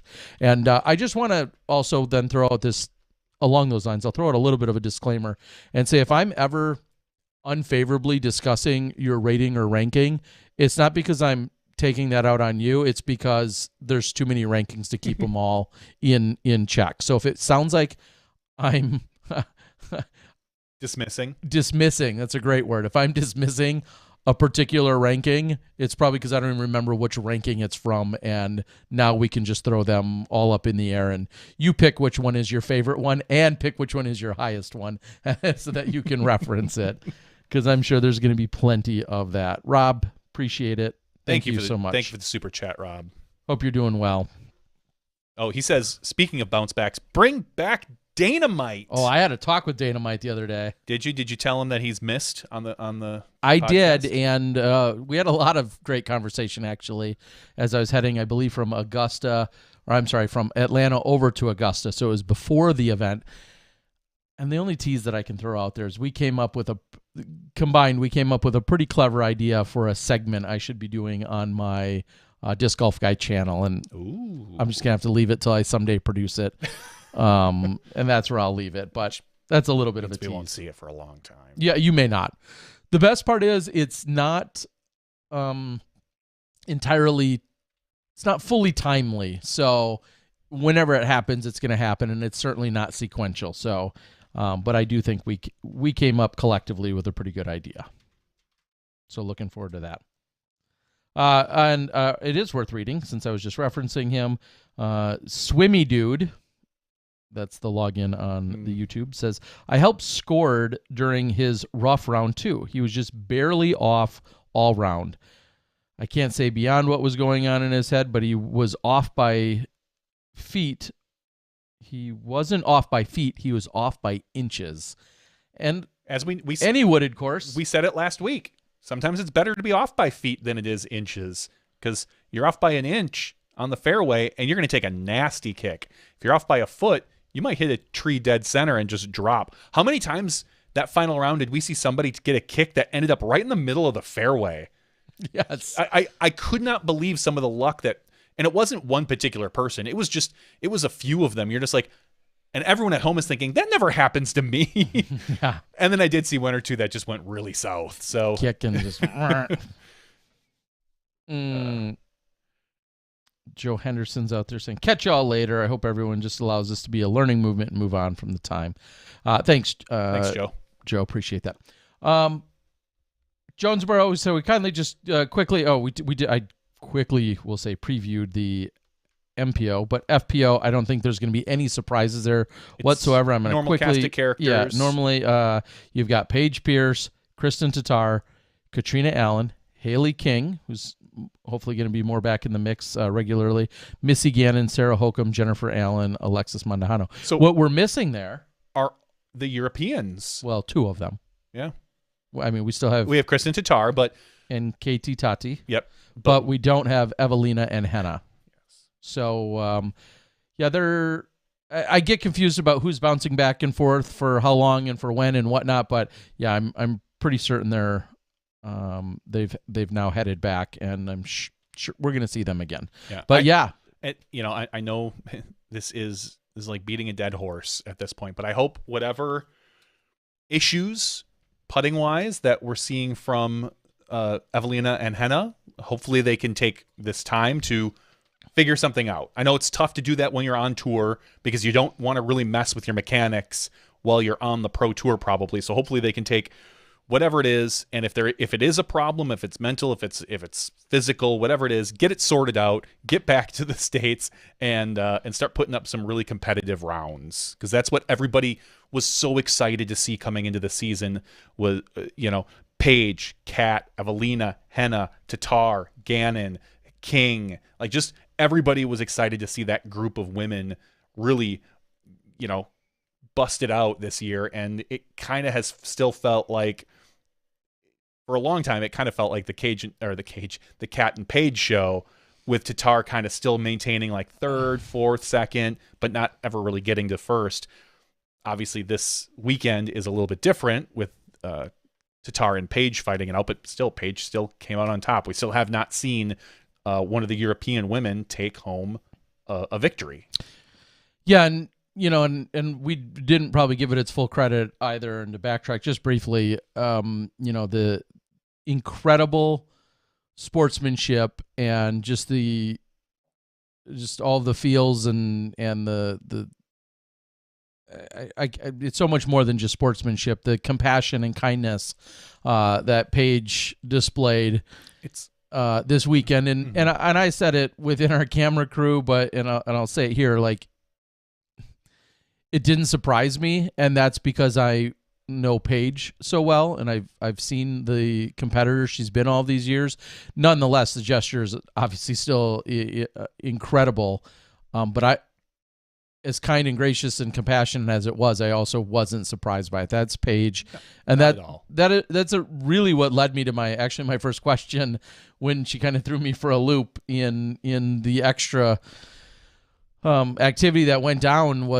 That's immediately what I thought is when you hear these fierce competitors, and whether it's Paige or Kat or Haley or really anyone, of course, you always hear them talking about, even when they're the best in the game or one of the best in the game and they win, they always want to beat people playing their best. And I know that's said in a lot of sports, but this was a case where it felt like that happened, and then there was just this letdown. Yeah, one blip on 18, and it's too bad Paige couldn't make it tonight, because I did want to ask her the question of, we saw this almost identical thing happen to Paige last year at Worlds. The last major we saw, Paige faltered on 18. We all saw it. She threw it out of bounds, and then she missed the putt, and it gave Kat the win.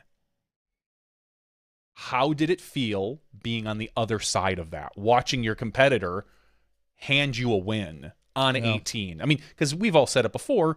If this if Tatar does this on the third round, there's no talk about it. Yeah, and if she loses by 2 strokes, you can't catch up or something. But man, doing it in the final hole, in the final round of the final day, it's so devastating to watch. But I was really curious to hear Paige's mindset as far as what her emotions were watching this happen to somebody else. Yeah. Maybe the next time she's on.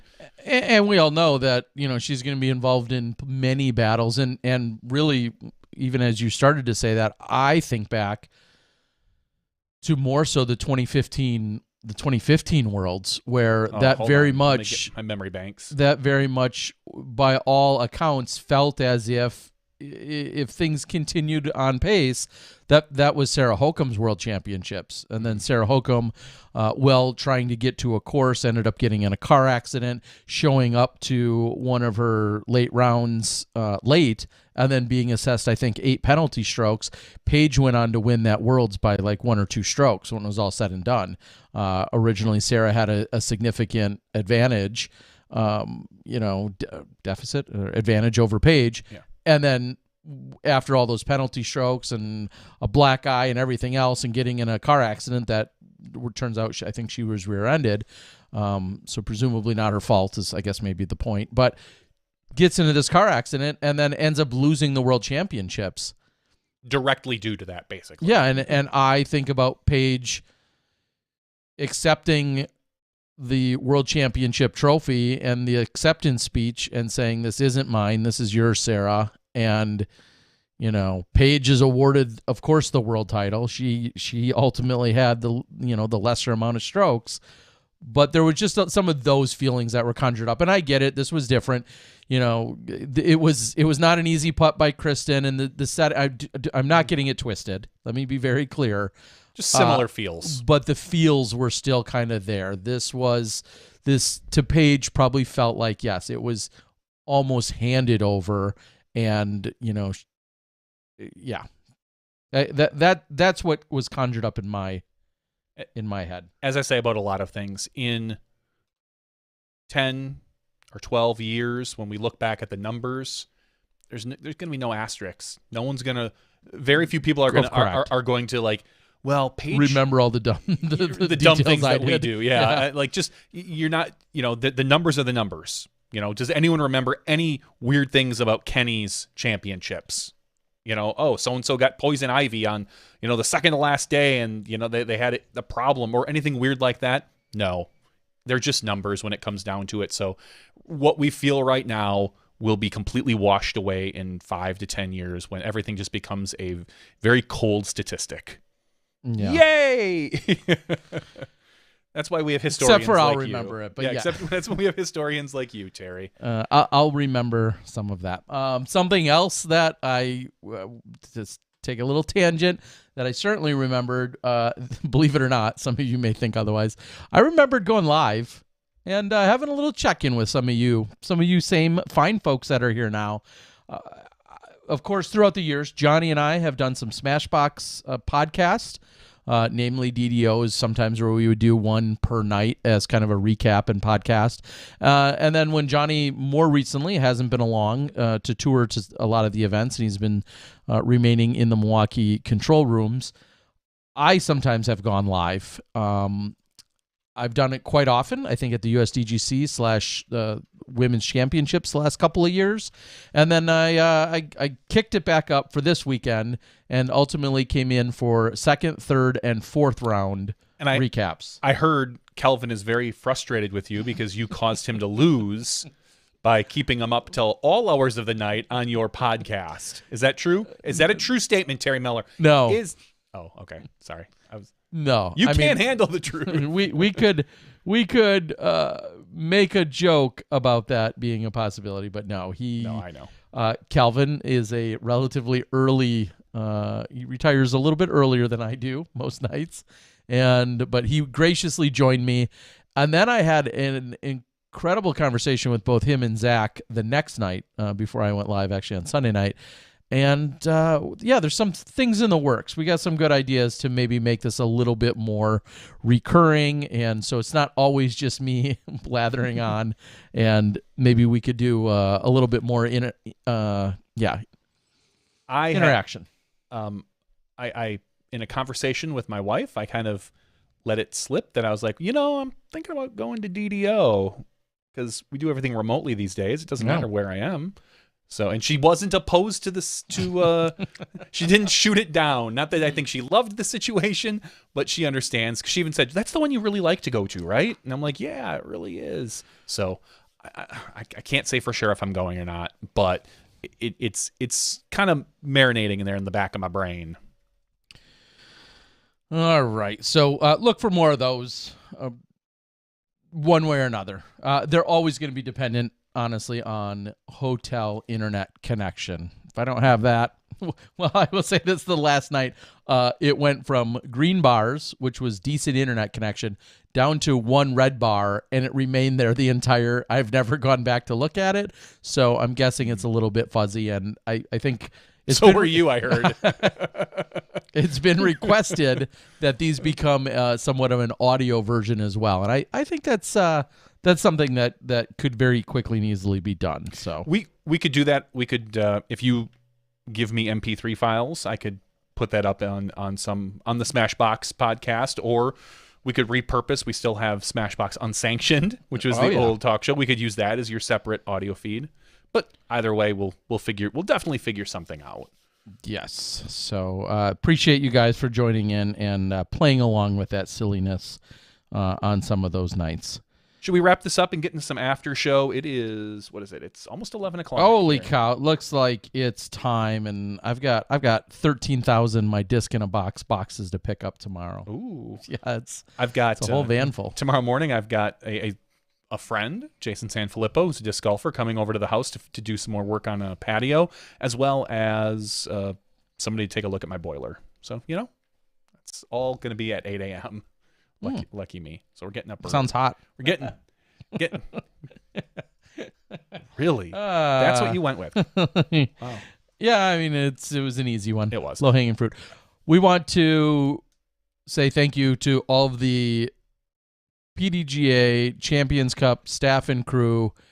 We know they work tirelessly. Bushnell, the presenting sponsor, along with RecTech and Dynamic Disc, Latitude 64, Westside. I know they were all big, huge supporters and sponsors. Disc Golf Network partnering up and helping present this major in the way they did, along with all the post-production companies. And I'll extend the thanks because I never really got a chance to. Ian and Philo and then Ian and Elaine all in the booth. It was a lot of fun to do what I could to bring you some sideline stuff, but just the fact that we were here and being able to present this major, I thought was pretty historic in its own right. So thank you to everyone that tuned in and was part of it in any capacity and enjoyed themselves with it for this weekend. The whole control room, doing what they did. These are some long days to present, 2, 4.5 hour rounds, back to back. They make for really long days out there. So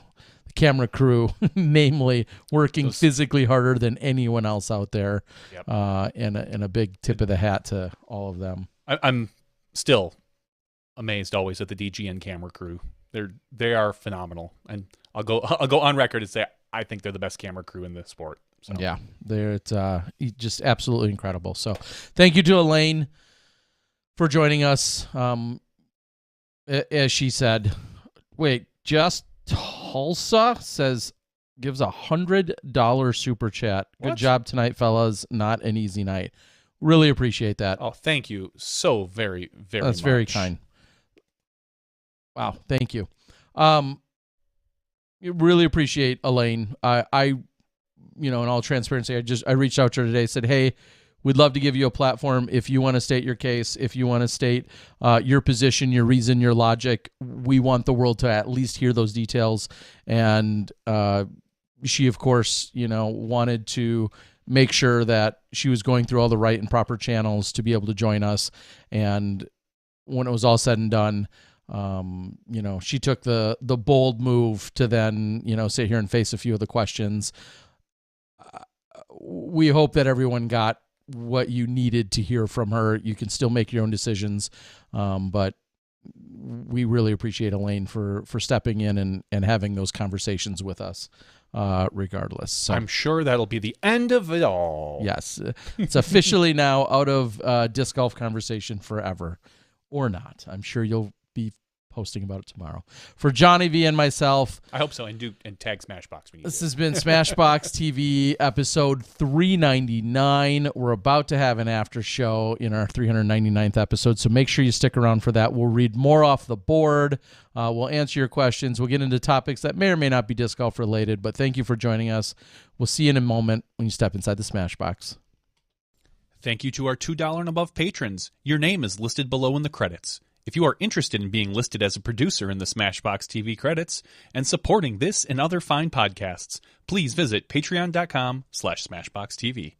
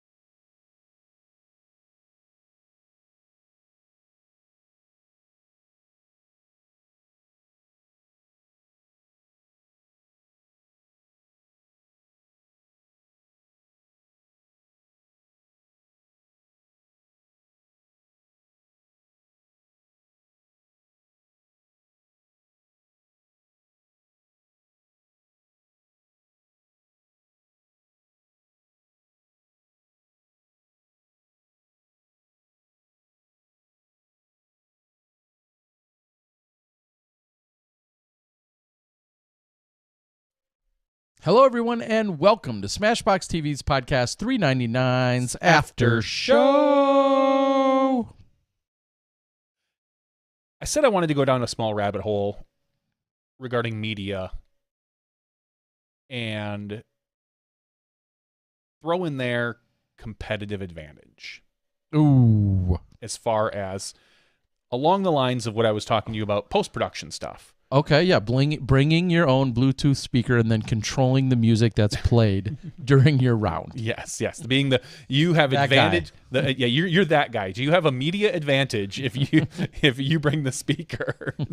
Because everybody loves that guy, the guy who walks around the course with the speaker with blaring music. Mm-hmm. Oh yeah, because everyone agrees on what the best music is to play in that speaker. The only thing that'd make it better instead of music is what I was gonna say what religion you listen to or something like that on there. But I guess sure, some sort of a little bit more divisive, or maybe I don't know if that is channel. more divisive. Yeah. I suppose maybe what political channel. Yeah, you're but playing. political channel that almost is a 50-50 split. Yeah, or what is a 40-40-20 maybe. Yeah, music, of course, with all the variety, and then I think religion. Those are the two most diverse yet divisive subjects. From the board, what is the worst thing you can play on the course out loud? Just set yourself up for every Smashbox TV podcast. Yeah, you're right. I did set that up. Okay, other than Smashbox, because we'll get you through a soloed out Johnny V voice from the podcast. Because I'll tell you what, one Smashbox podcast gets you through a whole W.R. Jackson round. Let me just say that. That's true. But anyway, other than Smashbox, what's the worst thing you can play on the course out loud? No, we've heard in the past a lot of people have discussions about whether the lead card has competitive advantage because they start a little later. There's a buffer for backups. I've heard the opposite, saying that maybe they're not at a competitive advantage because they have all the cameras in front of them. I'd love to know your quick take on that. Where do you think there's a competitive advantage to being on the lead card? Or do you think that it is negated based on the pressures that are put on with all of the media? I would certainly, and of course, this can vary from event to event, but overall, I feel like most of if you feel like you're recognizing or realizing any competitive advantage, I could probably think of this 2 or 3 other things that, like you just said, could potentially negate that. Mm-hmm. Crowds and galleries being one of them. Yeah. because Like that will slow down. you're always waiting for them to get into position. You're certainly concerned about rustling around and or any noises that they could be making. You're talking about additional cameras and or distractions. Look at Gavin on the very last hole of the major. Ask someone to turn off their flash. I'm guessing that was coming from like a personal cell phone, or maybe somebody just had their camera light on accidentally. I'm just saying those chances and likelihood are tenfold when you're on the lead card as opposed to the fourth card. Mm-hmm. And so for a lot of those reasons, I just think the general distractions are 10 times greater for likelihood of happening. Now, do you get to a hole and there may not be a group there, and therefore the hole is clear and you get to go ahead and play it, and there's not as much of a holdup? Yeah, that certainly can happen and could be considered an advantage for some as well. So,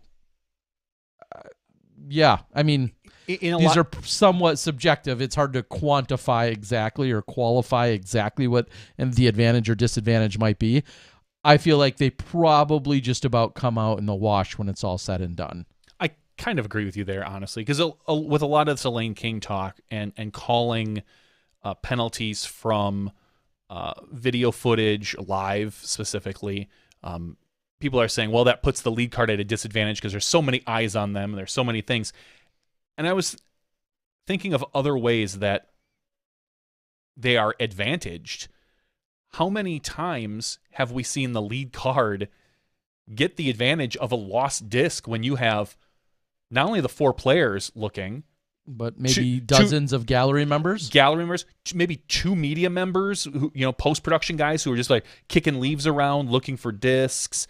The advantage of knowing right maybe where something went out of bounds, because like you said, you would maybe do it yourself. Oh yeah, I was here as the catch cam.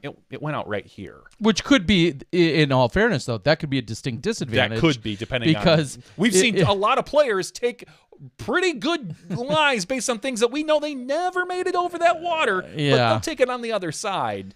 Yeah, there's a number of times where you see the group make a call and they're like, "Yep, this is where we went out of bounds," and that I know otherwise, but that kind of brings me to the question, about whether or not the commentator should be involved. Should the cameraman ever be involved? Should a cameraman sit and help look for a disc ever? Even if they know that a disc literally got wedged into the V of a tree, is hiding there under some leaves, should he point that out ever? Or if you've got, let's not even say the lead card. Person? Yeah, let's not even say it's lead card. Let's say it's second card. There's no gallery. It's just the cameraman and maybe a few people, and he's the only one that saw it stick there. Should he ever say anything? Or where is the line between media and disc golf going to break? Again, we don't have answers for it. A lot of people say that you should be you're not part of the story, you're not part of the course, whatever. But we all know, that.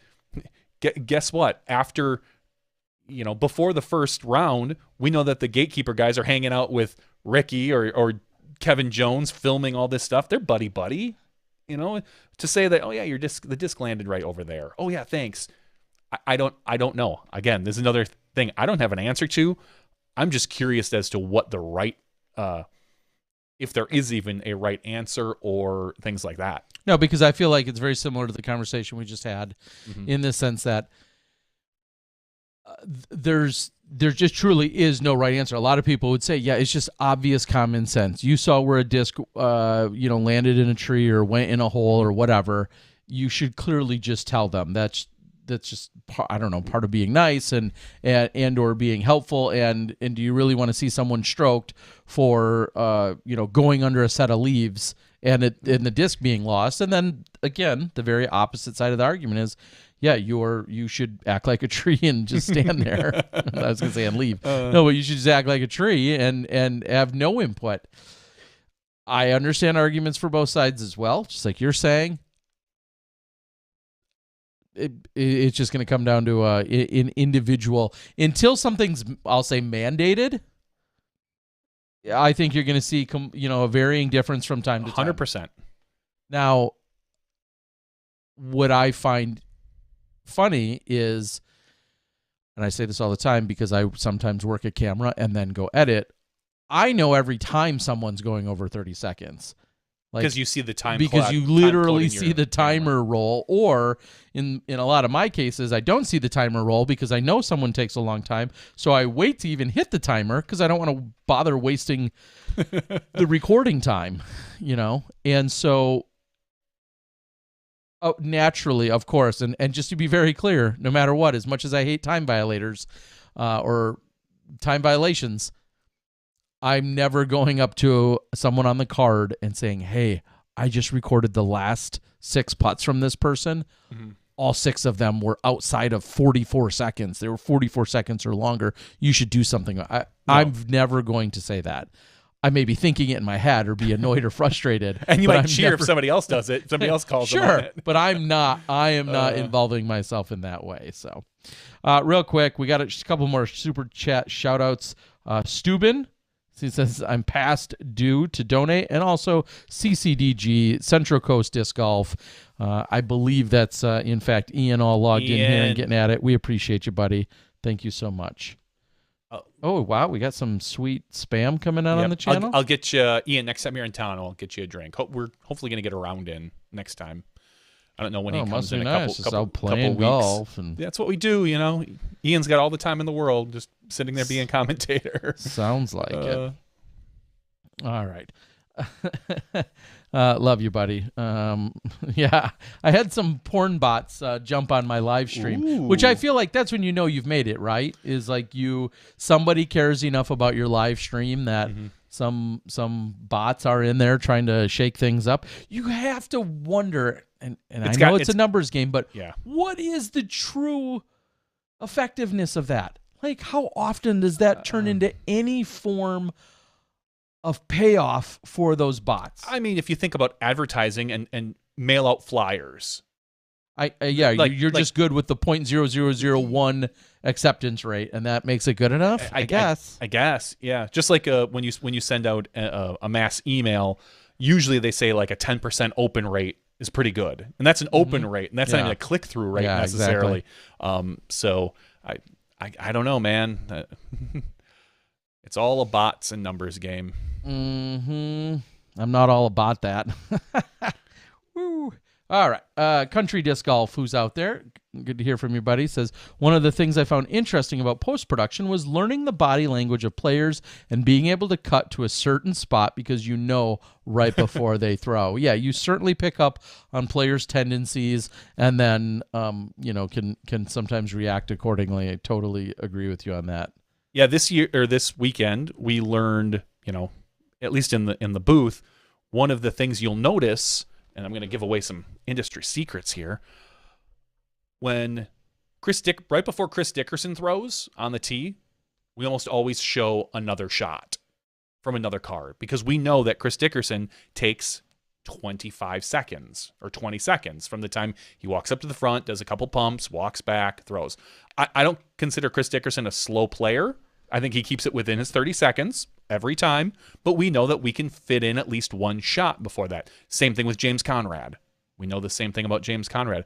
We learned the same thing about Babcock this weekend too, where he gets up to the front of the tee and he does, a pump fake. He takes a step back and a pump fake, takes a step back, pump fake until he gets to the back of the box. Thank God our boxes are only like 8 feet long, and then lines it up and throws. So we knew that we can cut. We found out by like the second hole, or third hole, that we're going to, when we can, throw another shot that we either have stored up or go to live if we can to another throw before that person throws off the tee, as opposed to having to sit and watch all 4 tees continuously, which takes, I think you told me on average 2 minutes and 30 seconds or something, 2 minutes and 45 seconds for all 4 players to usually tee on a tee box. We can interject those. So it's really fun learning new players' tendencies and being able to roll those right into to coverage. And, it becomes a pretty well-oiled machine. All right. Let's see if there's anything else coming in. Lots of people discussing what they would be playing on their. Yeah, I've seen country music. I've seen NWA, going back up. Imagine Dragons, Celine Dion. Mantronics, Need to the Groove. Needle to the Groove, thank you. Wow. We Want the Funk. Lots of funk. Yeah. You guys are bringing the funk. Bring the funk. What about the we're going to date ourselves. The Saturday Night Live skit with the two guys in the club. God, what song was that? The Roxbury or Night at the Roxbury guys. Yeah. Just have that on repeat. Mm. I don't know. I think any song you put on repeat will at some point just frustrate people. But anyway. All right. I believe I saw in the notes early a little A-tier action. That's right. Brian Schweber picked up, I believe, Schweby picked up another win this past weekend. Does that sound right to you, Johnny? Well, I know it sounds right before we even look. It does sound right, and I'm guessing that probably happened. It's not really fair that he's allowed to play events when Elaine can't because she's commentating. It really wrecks the race that they had. I think Schweby passed her by, actually, quite a while ago. Well, he took down the Good Friday Fling 2. Was that on Good Friday? No, I think it was just a good day for him. He took that down, technically picking up another win. That looks like it was, I'm just going to assume with the $56 payout, that was a solo win. Yeah. Or one other competitor probably. Well, no, that it was a flex start, but it wasn't. Holy cow, it was not a flex start, so I apologize. But he did pick up the victory by a cool dozen strokes. And, yeah. And in the meantime, shot what they're deeming as 982 and 981 golf. But, yeah, shot a 55 and a 48. So Schweby picked up a win. Was that the only win he picked up this weekend? Captain Moistbeard says, thank you. Baby, don't hurt me. Don't hurt me. No mo. Yeah, baby, don't hurt me. No mo. Oh, there he is. Schweby's out on the board. Danielle says, Terry, I like the hair, going with the Andrew Dice Clay. Like, man, I didn't expect my hair to get so much conversation tonight. But it's just got like a front curl to it. Yeah, up at the top. It's all over. And yeah. So it's definitely. Geez, I'm always. I just can't win. I got a very kind compliment, and I want to thank him.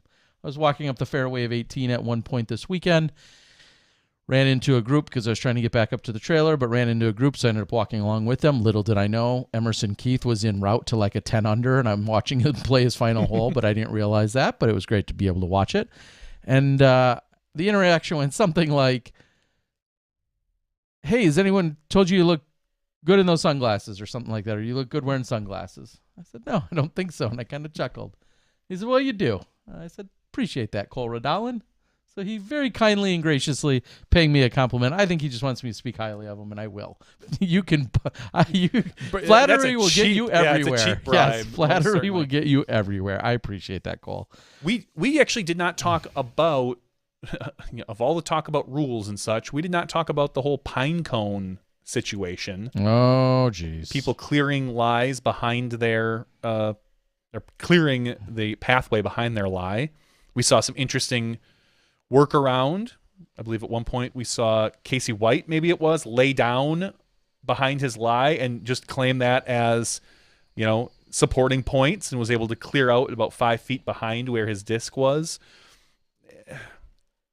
I don't know where I stand on this particular subject. Neither do they. That's the Neither do they, yeah. What I do know is that they have 30 seconds from whatever they do. So if they're stuck behind a pile of sticks, you have 30 seconds to clear it out. It feels kind of funny. I guess I understand the situation where you don't want to let people make a long run up, but on the other hand, it's not part of their lie or their footing, their stance. Not their lie, their stance. Stance is the specific word. So I don't know.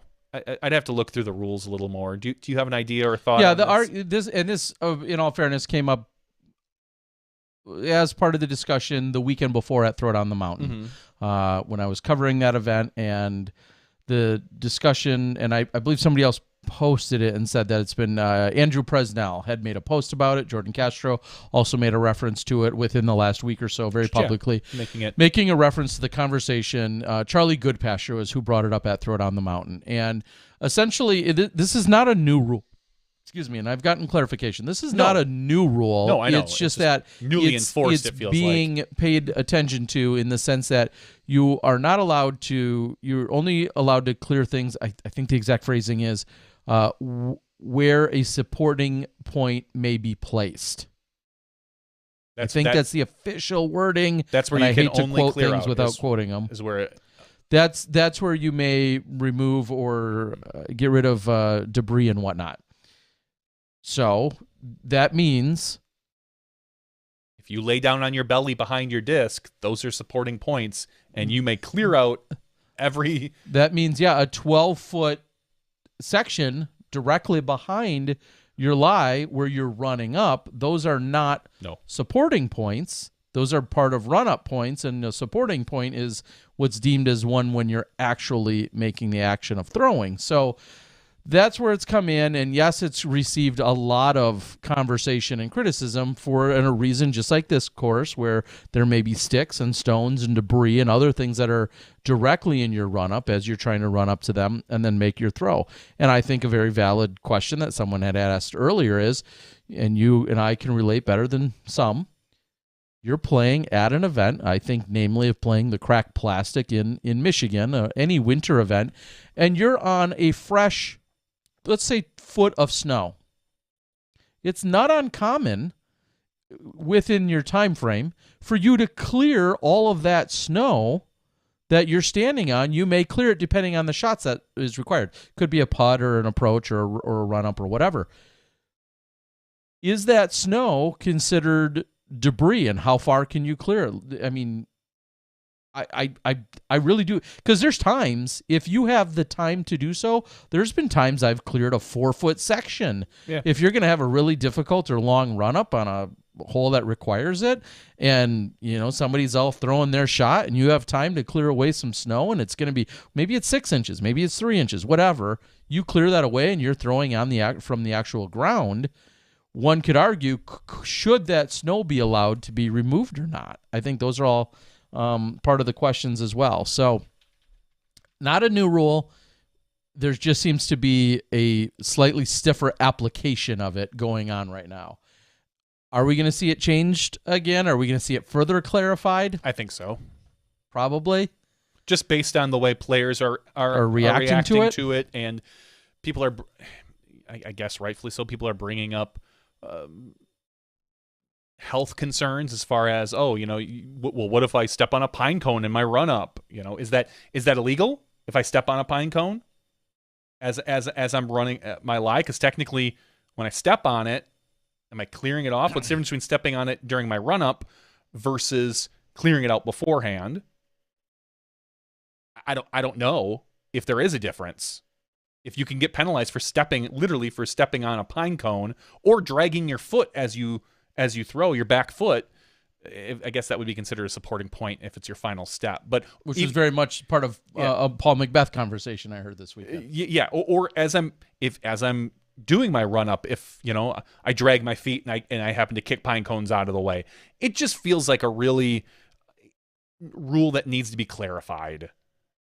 Because if I'm stuck underneath of a pine tree and there's a bunch of pine cones there, I might not clear them all off, but if I step on them and they move and I'm behind my thing, is that, well, in that case that would be I'd have to find the exact verbiage, but making inadvertent, correct, that's not a you're not breaking rules there, but correct. It just makes more sense to be able to kind of clear that out. And again, you saw people circumventing the rule by, laying down behind their tee to say, okay, well, this is where my supporting points could be, and then clearing that out. Now, arguably, if you want to make an argument, there is a PDGA rule that says if you're purposefully circumventing rules, you can be disqualified. Mm-hmm. And that kind of goes back to the whole Kristen debate when Robert Leonard had said, DQ was never an option.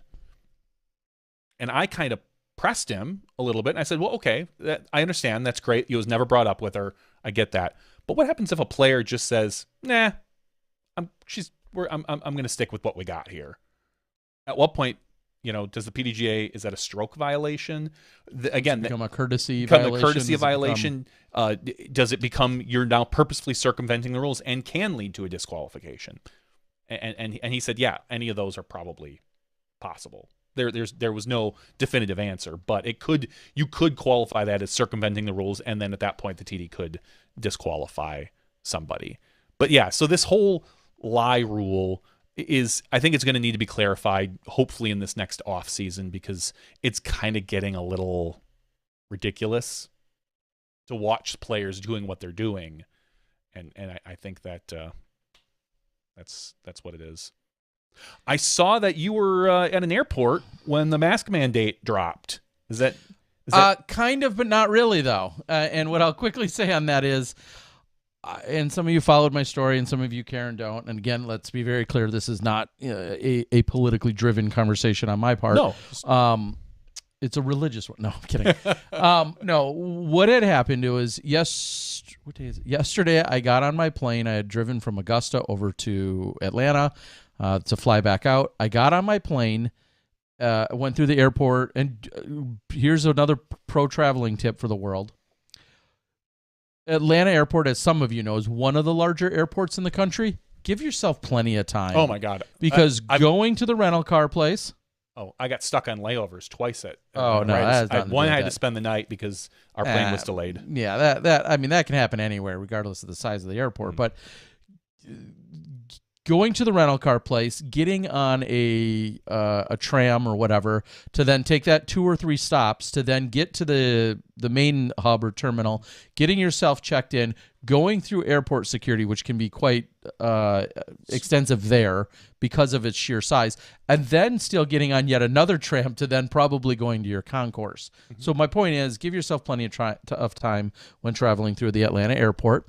Surprisingly, I was on time, actually a little bit early. So I get on my plane, and pro move by me. I go all the way to the back because I know it's going to be relatively full. I'm a bigger guy, so the last places that are taken on a Southwest plane, when full, are going to be anywhere in the back-ish middle seats, the least desirable, especially when there's a big guy back there. So when there's only about 6 or 8 or 10 seats that are going to be empty on the whole plane, the best likelihood of one of those is going to be back and near the middle. So I sit in the back in the aisle.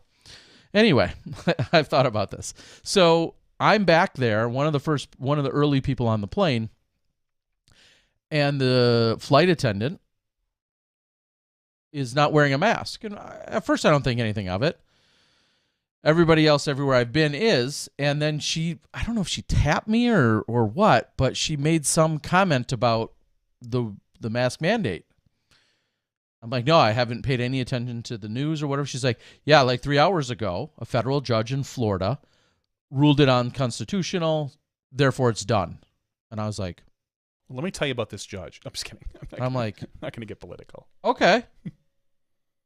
Yeah, I was just totally taken by her, whatever, and I'm seeing everyone continue to board the plane. Everyone's wearing a mask, whatever. At this point, I'm not going to say she got aggressive with me, but she was very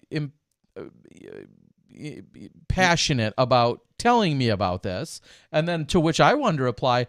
I think I did reply. Does the world know about this? Does Southwest? Does the FAA? She's like, well, he's the judge, and he supersedes the CDC. To she. Well, he said she said he did. So is that funny? Because is the judge female? I'm fairly certain. The judge is female. So even better because she was wrong on that. But anyway, she said that the judge supersedes is over the CDC, ruled it unconstitutional. I was just like, again, that's all fine. It's just the way she was like aggressively telling me this. And then, so I briefly took off my mask, told the whole story on my little Instagram. And she had also said, she's like, well, you can wear yours if you want to. I was like, thanks. Okay. I can do whatever I want. I appreciate that. Thank you. And as I watched everyone else board the plane, and then one of her coworkers got on the PA and said, blah, blah, blah, gave the whole spiel about still wearing masks. And I know that was yesterday. Today was a different story. And he gave the whole spiel about still wearing masks. She went on to literally be the only person out of 150 people on that plane to not wear a mask. That's so interesting. And something tells me that Well, regardless of what did or didn't go down yesterday, and you could argue about that all day, something tells me, though, that this woman in particular probably got in some kind of trouble.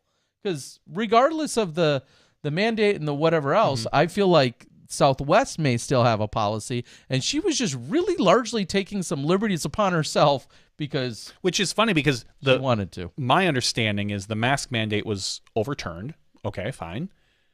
That only applies to the airport, not the planes. Each individual company is responsible for their own policy on the plane. So in theory, and now my understanding is that all of them basically said, cool, if the mask mandate's done, we're not going to enforce it at our place of business. But in theory, they could say, Southwest could say, cool, just because you don't have to wear it in the airport doesn't mean you don't have to wear it in our plane. Put it on. Now, no one is doing that. But that is maybe why everybody else was still doing it and you still heard the mask thing, because that soon after, I don't know if Southwest had probably even made their decision or their announcement.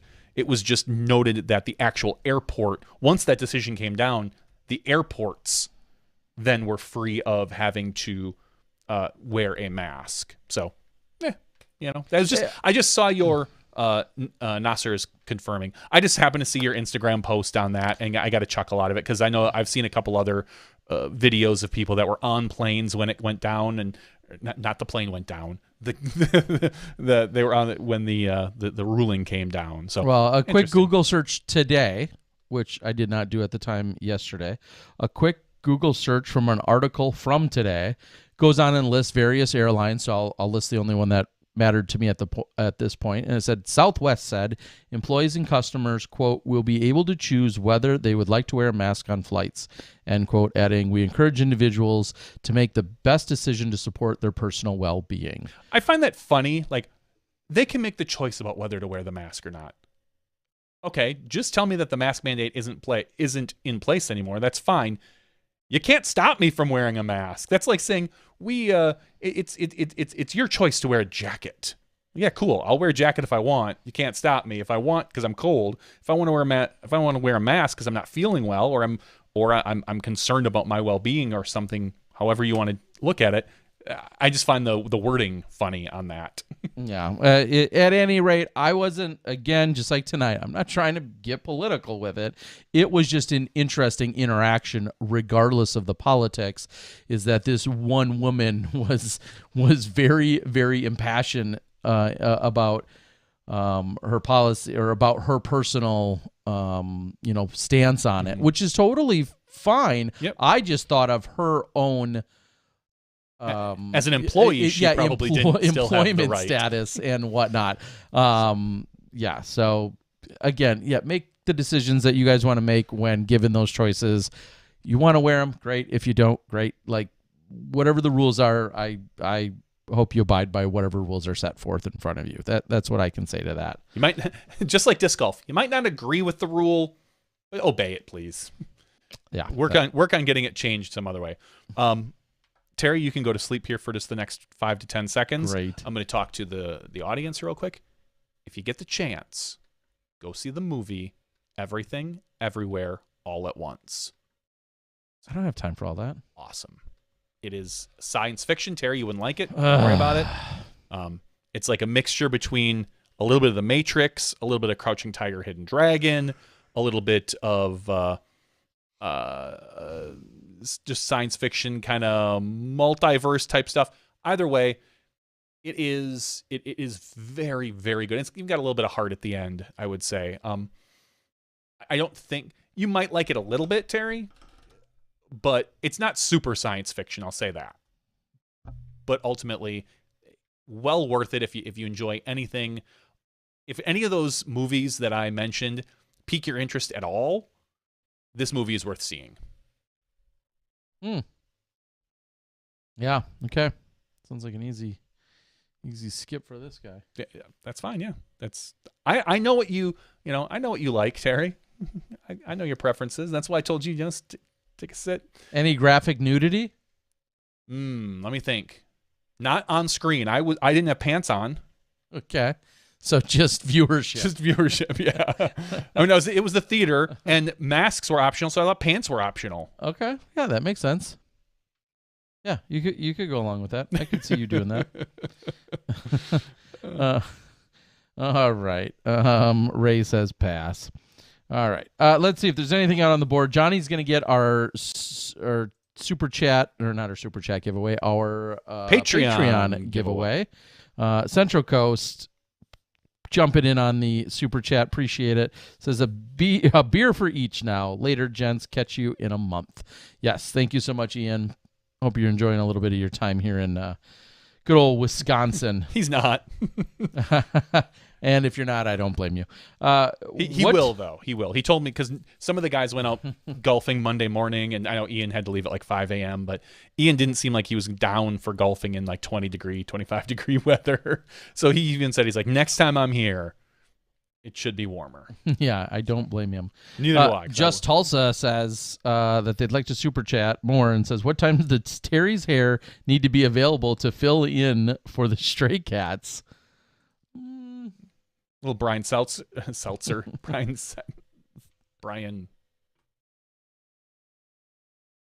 Setzer? Setzer. I can't want to say Seltzer. Yeah, Brian Setzer. Thank you. It was in my head, and then it literally jumped out. I was like, what am I talking about? Why am I still drunk? All right.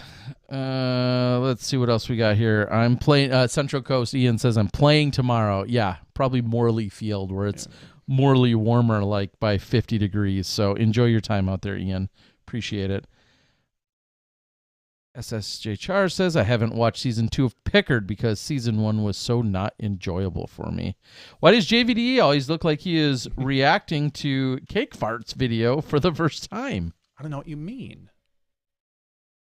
First of all, I don't know what that video is. I think you should look on your VPN. I don't think I should. Question. Let me check your computer real quick, Terry.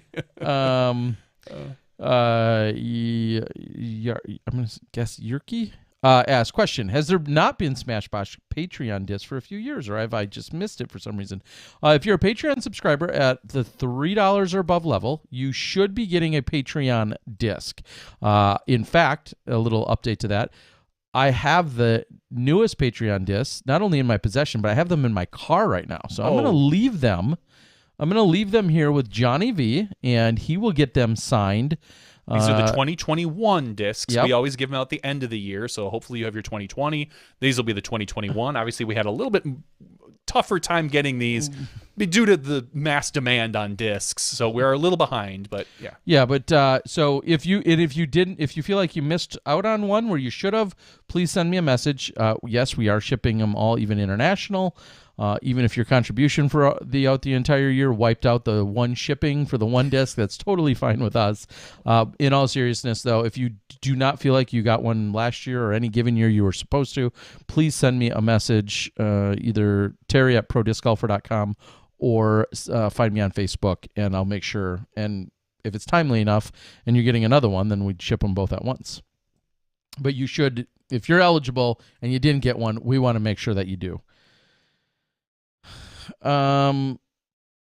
Playing Nathan Lee. It's generally when I'm not sure. I don't know what that's in reference to. I'm going to skip that. It's a little bit long. I'm from Tulsa, Oklahoma, but married a chick from Kewanee, Illinois.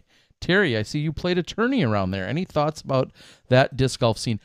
I have to remember which one. I played in a number of smaller events, largely in 2020 and 2021. So I'd have to look and see exactly which event that was. But wherever I go, I usually have a good time. Kewanee. Was that... Terry, you bring the good time. Sometimes. I'm trying to remember which event that was. I'd have to look it up, but I probably had a good time. And all my friends in Illinois, I enjoy going there to play some golf from time to time. I've been watching the heist videos. Seriously want to commit armed robberies, thinking the elderly are my best targets. Wow. Disc Blaster, you're not wrong, probably. Yeah. So I also started watching Severance. My wife and I are 2 episodes into that. Carney says, let's talk about companies that have never supported Smashbox. That would be a funny conversation. No, speaking of elderly people, today, as I had gone to the grocery store, and this kind of timed out because Hannah Macbeth and I had a conversation. She's like, what are you doing? And I just got done with this interaction. I was sitting in the grocery store line waiting to check out, and there was an elderly woman that had a whole cart full of stuff, and I heard her on the phone saying something along the lines of like, well, Uber won't get me, and Lyft something or other. And this woman was like elderly and to me appeared to be somewhat fragile. And she was saying something or other, and I waited, and I ended up checking out, and I got almost to my car, and it seriously was pulling on me. So I went back into the grocery store, and there she was. She had gotten her stuff, and her stuff was already bagged at this point. And she was standing looking at the cork board that every, grocery store has, of course, usually with somebody trying to sell animals and or their Need camper. A snake? Yeah, or their camper, right? And or an RV with a snake in it. Exactly. And I said, I'm sorry. Are you okay? Do you need a ride somewhere? And she was blocking everybody else from getting past her at that time. And she moved, and she goes, oh, no. Thank you so much. My girlfriend is coming to get me. And I said, okay, because I heard you say something about like Uber or Lyft. And she said, no. My girlfriend's now going to come get me. I'll be here for a little while, and then she'll come get me. I said, okay, good. And I walked out.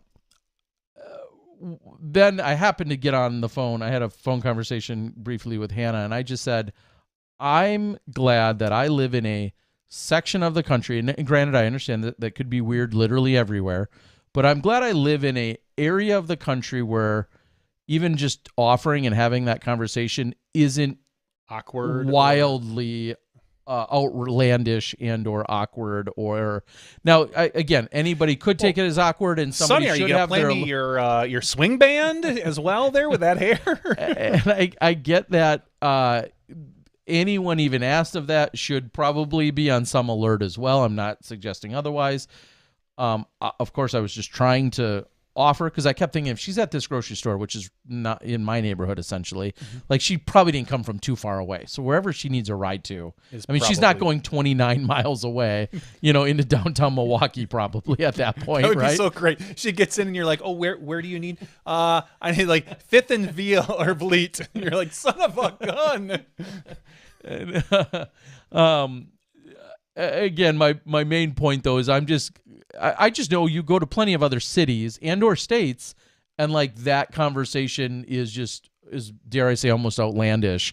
And I'm glad I happen to live in a community and and even a state probably where that's not entirely crazy. And if she still needed a ride and still declined, I would accept that as well, and that would be totally fine. No, old lady, get in my car. Anyway, so that's how this afternoon You're went old. down. You might not make it till your girlfriend gets here.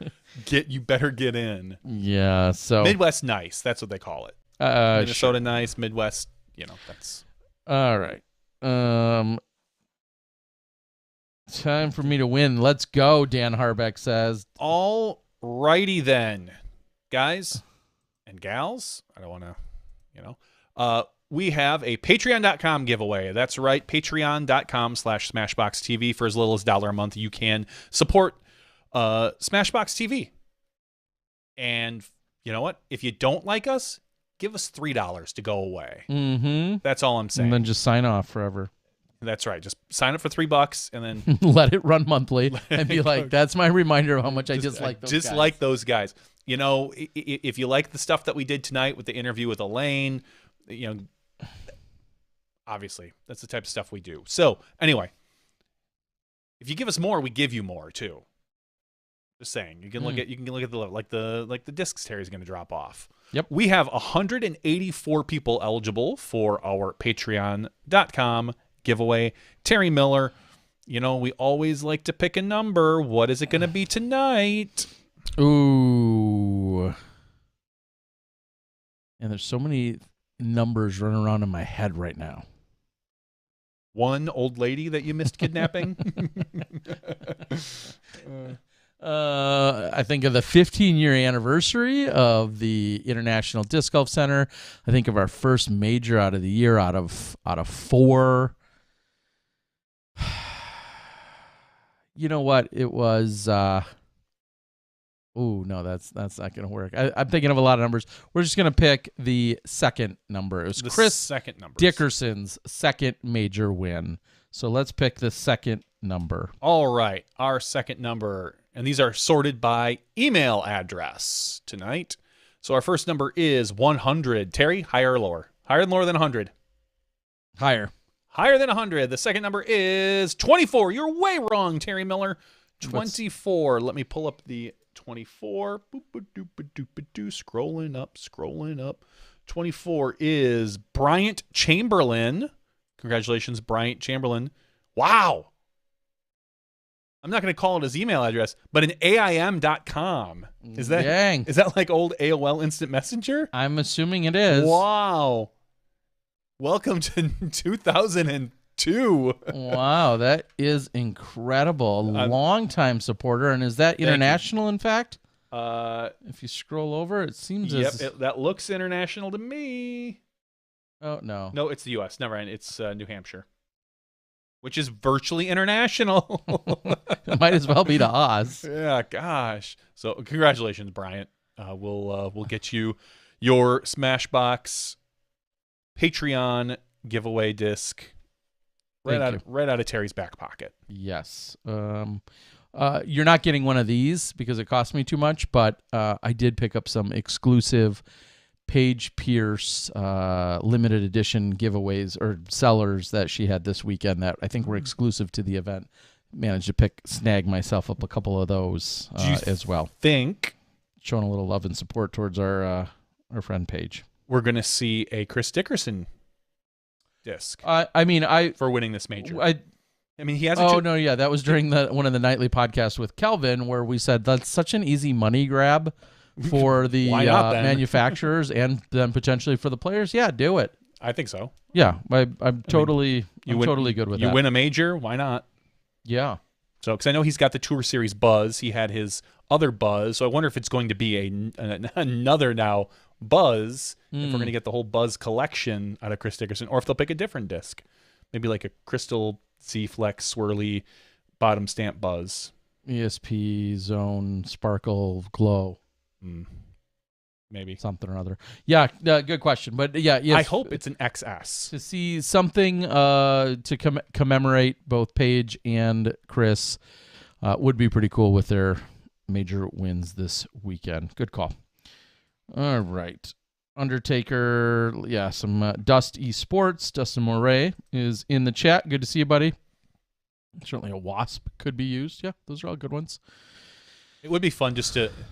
Like if you want to just do a flat out money grab, some disc that just never sells and just pop his name on it. I'm trying to think of, or bring back, I think it'd be kind of fun to bring back an old disc. Like, hey, here's a Cyclone. Here's the X clone. Here's the Chris Dickerson X clone. Would you like a Chris Dickerson Typhoon? The Marauder? Ooh. The Deuce? The Eclipse? The Eclipse. I got one of those. The Tracer? One of my first disc. Yeah, mine too. So, yes. Oh, SS J-Char, the Banger GT. Get out of like late 2000s. We're going old school here. Yeah, so many good ones. Tim says, I'd buy a CD Cyclone. Terry, what is the most awkward or uncomfortable situation you have witnessed at a pro tourney? I don't know. Everyone I show up to. Everyone kind of looks at him. Awkward or uncomfortable?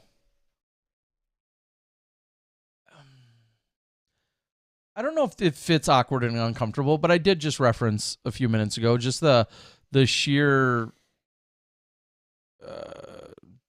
disappointment was part of the word, but just the overall feeling when Sarah Holcomb was in that car accident. Obviously, safety and well-being was the number one concern. And then when we found out that she was okay and then was still rushing to try to get to the course for the tee off, which at the time was back when we did shotgun starts. And, she was rushing to the course, and then it was kind of realized that she was going to be late and then miss those first couple of holes. Like just everything. And I'm like, I was texting with her mom, I believe, because her mom hadn't really known the news yet. And it just all of that, I mean, is heartbreaking and everything. Was it more, I mean, that situation, was it very awkward when then, because she missed the first 2 holes? Yep. Or 3? Two. Then they tried to get her to play those holes, and it wasn't. Clearly not kosher with the rules. Yeah, and there again too, Paige was one of the women, I believe, leading that charge of saying like, hey, we want her to be able to play these 2 holes. This isn't fair that she's getting penalized, because she was in a car accident. And meanwhile, Sarah was in front of Paige by 8 or 10 strokes or whatever it was at the time, and Paige was one of the loudest advocates saying, hey, I want, we're as a group, we all agree in the division, we want her to, all of us here anyway, want her to be able to play those holes and have them count for a score. And that ultimately was not allowed. It was largely heartbreaking. And I remember I was standing right there in the thick of it, watching the women and recording one of the rounds or something, whatever I was doing. And it was just absolutely crazy. So, I mean, that's one of them for sure that I can think of off the top of my head. And real quick to touch on, sorry, I'm switching gears quickly, but the Skins match is coming up. I know Eagle's going to be part of that. That's a week from today, so it must be Wednesday the 26th, I think is what I saw. Yep. Eagle, Brody, Stokely, and Ricky, right? Or Ricky drop out and Double G? No. Who's the other one? Who's the 4th? I feel like Calvin, probably. Is it Calvin? I think it's Calvin. Oh, that's right, because Ricky dropped out and Calvin stepped in. I believe that was the case, because I feel like Calvin just told me that. That's the only reason why I know that. You don't listen to that guy. You should listen to him more. I should. He's a smart. He's a smart wise. Saying you're late to a disc golf tourney, a good way to get a pat down. Yeah, probably. Depending on the cop. Jacob said, I am glad Elaine apologized for calling a competing caddy for rules violation, sarcasm, while being hired as a commentating. You meant commentator, but yes. I think you nailed it. That's right on. The right verbs. Yeah. Calvin, yes, Vinny. All right, guys, I think we're going to call it. It's been a fun night here for you guys. Well, for you guys. It's been a fun night for you guys. Trust me. We're just Take our telling word you, for it. whether you like it or not. In case you were wondering, it's been a fun night for you. It'll be on the form. It'll be on the... But it has been a fun night for us. We do appreciate the getting some insight, and, whether she wants me to share it or not, it's too bad now. She sent me a message, Elaine, saying even after more reflection and talking through this, learning how to separate herself is something that's definitely one of the big lessons here. To further separate herself with these various tasks and roles has been one of the results of this, and I can appreciate that very much so, because it can be very tough to do. I have a question. I don't know if I want to ask it now or not. I don't know. Is a TD obligated to take? Probably not. To take action? To take action. So God, I don't want to go down this rabbit hole. Say you're TDing an event that's being broadcast. I'm just sitting at home and I see and I know something is persistent, like we saw here, not just a rules violation like a foot fault, because you can't use video. And I say, hey, so and so is breaking the rules. You see that? Are you now obligated to do anything about it? I wouldn't say so, okay. But I mean, I know there was a big article that somebody posted about rules being called in from various places within professional sports in general, and I know there was a whole, PGA rule and all this other stuff. That's the PGA thing got not reversed, but they changed that again. So I understand that that's an entirely different or a conversation that has been had out there. I mean, if I'm hosting an event that's being televised and I don't want to say just some Joe Schmo, because that also makes it a little bit subjective. Are we taking? Yeah, exactly. Suddenly the TD's getting 50 texts. Yeah, an hour. If we have 22,000 viewers watching the last round of Worlds, and then the TD gets 1,200 text messages saying that something just happened, there goes all my text allotment for the month. Yeah, exactly. I'm gonna have to buy more texts on my plan, my Sprint plan, on my AIM plan. you're talking about a really slippery slope at that point. Yes, Dan, you are welcome for me telling you that you had a good time. I'm going to tell you where it is. That's right. I think they have to enforce right. the rules. We appreciate it. That's been $3.99. We'll come at you next week with 400 coming to you from, partially at least from Emporia. We thank you guys for joining us. For Johnny V. Yeah. Next week? Yeah. Jonesboro? No. From Emporia. I will be in Emporia. What are you going to be in Emporia for next week? I think there's a Dynamic Disc Open taking place. Next Tuesday. Next Tuesday. You'll be there that early? I do a press conference on Wednesday. I suppose. For some reason, I thought there was a week between Jonesboro and DDO, and I'm like, why are you going to be in DDO already? Okay. Yeah, I'm not just hanging out there a week early. You might be. I don't know Emporia you. knows disc golf, but... All right, so nobody check Johnny V's calendar because he doesn't know what the hell day it is. For Johnny V and myself, that's $3.99. We'll see you next week when you step inside the Smashbox. Thank you to our $2 and above patrons. Your name is listed below in the credits. If you are interested in being listed as a producer in the Smashbox TV credits and supporting this and other fine podcasts, please visit patreon.com/SmashboxTV.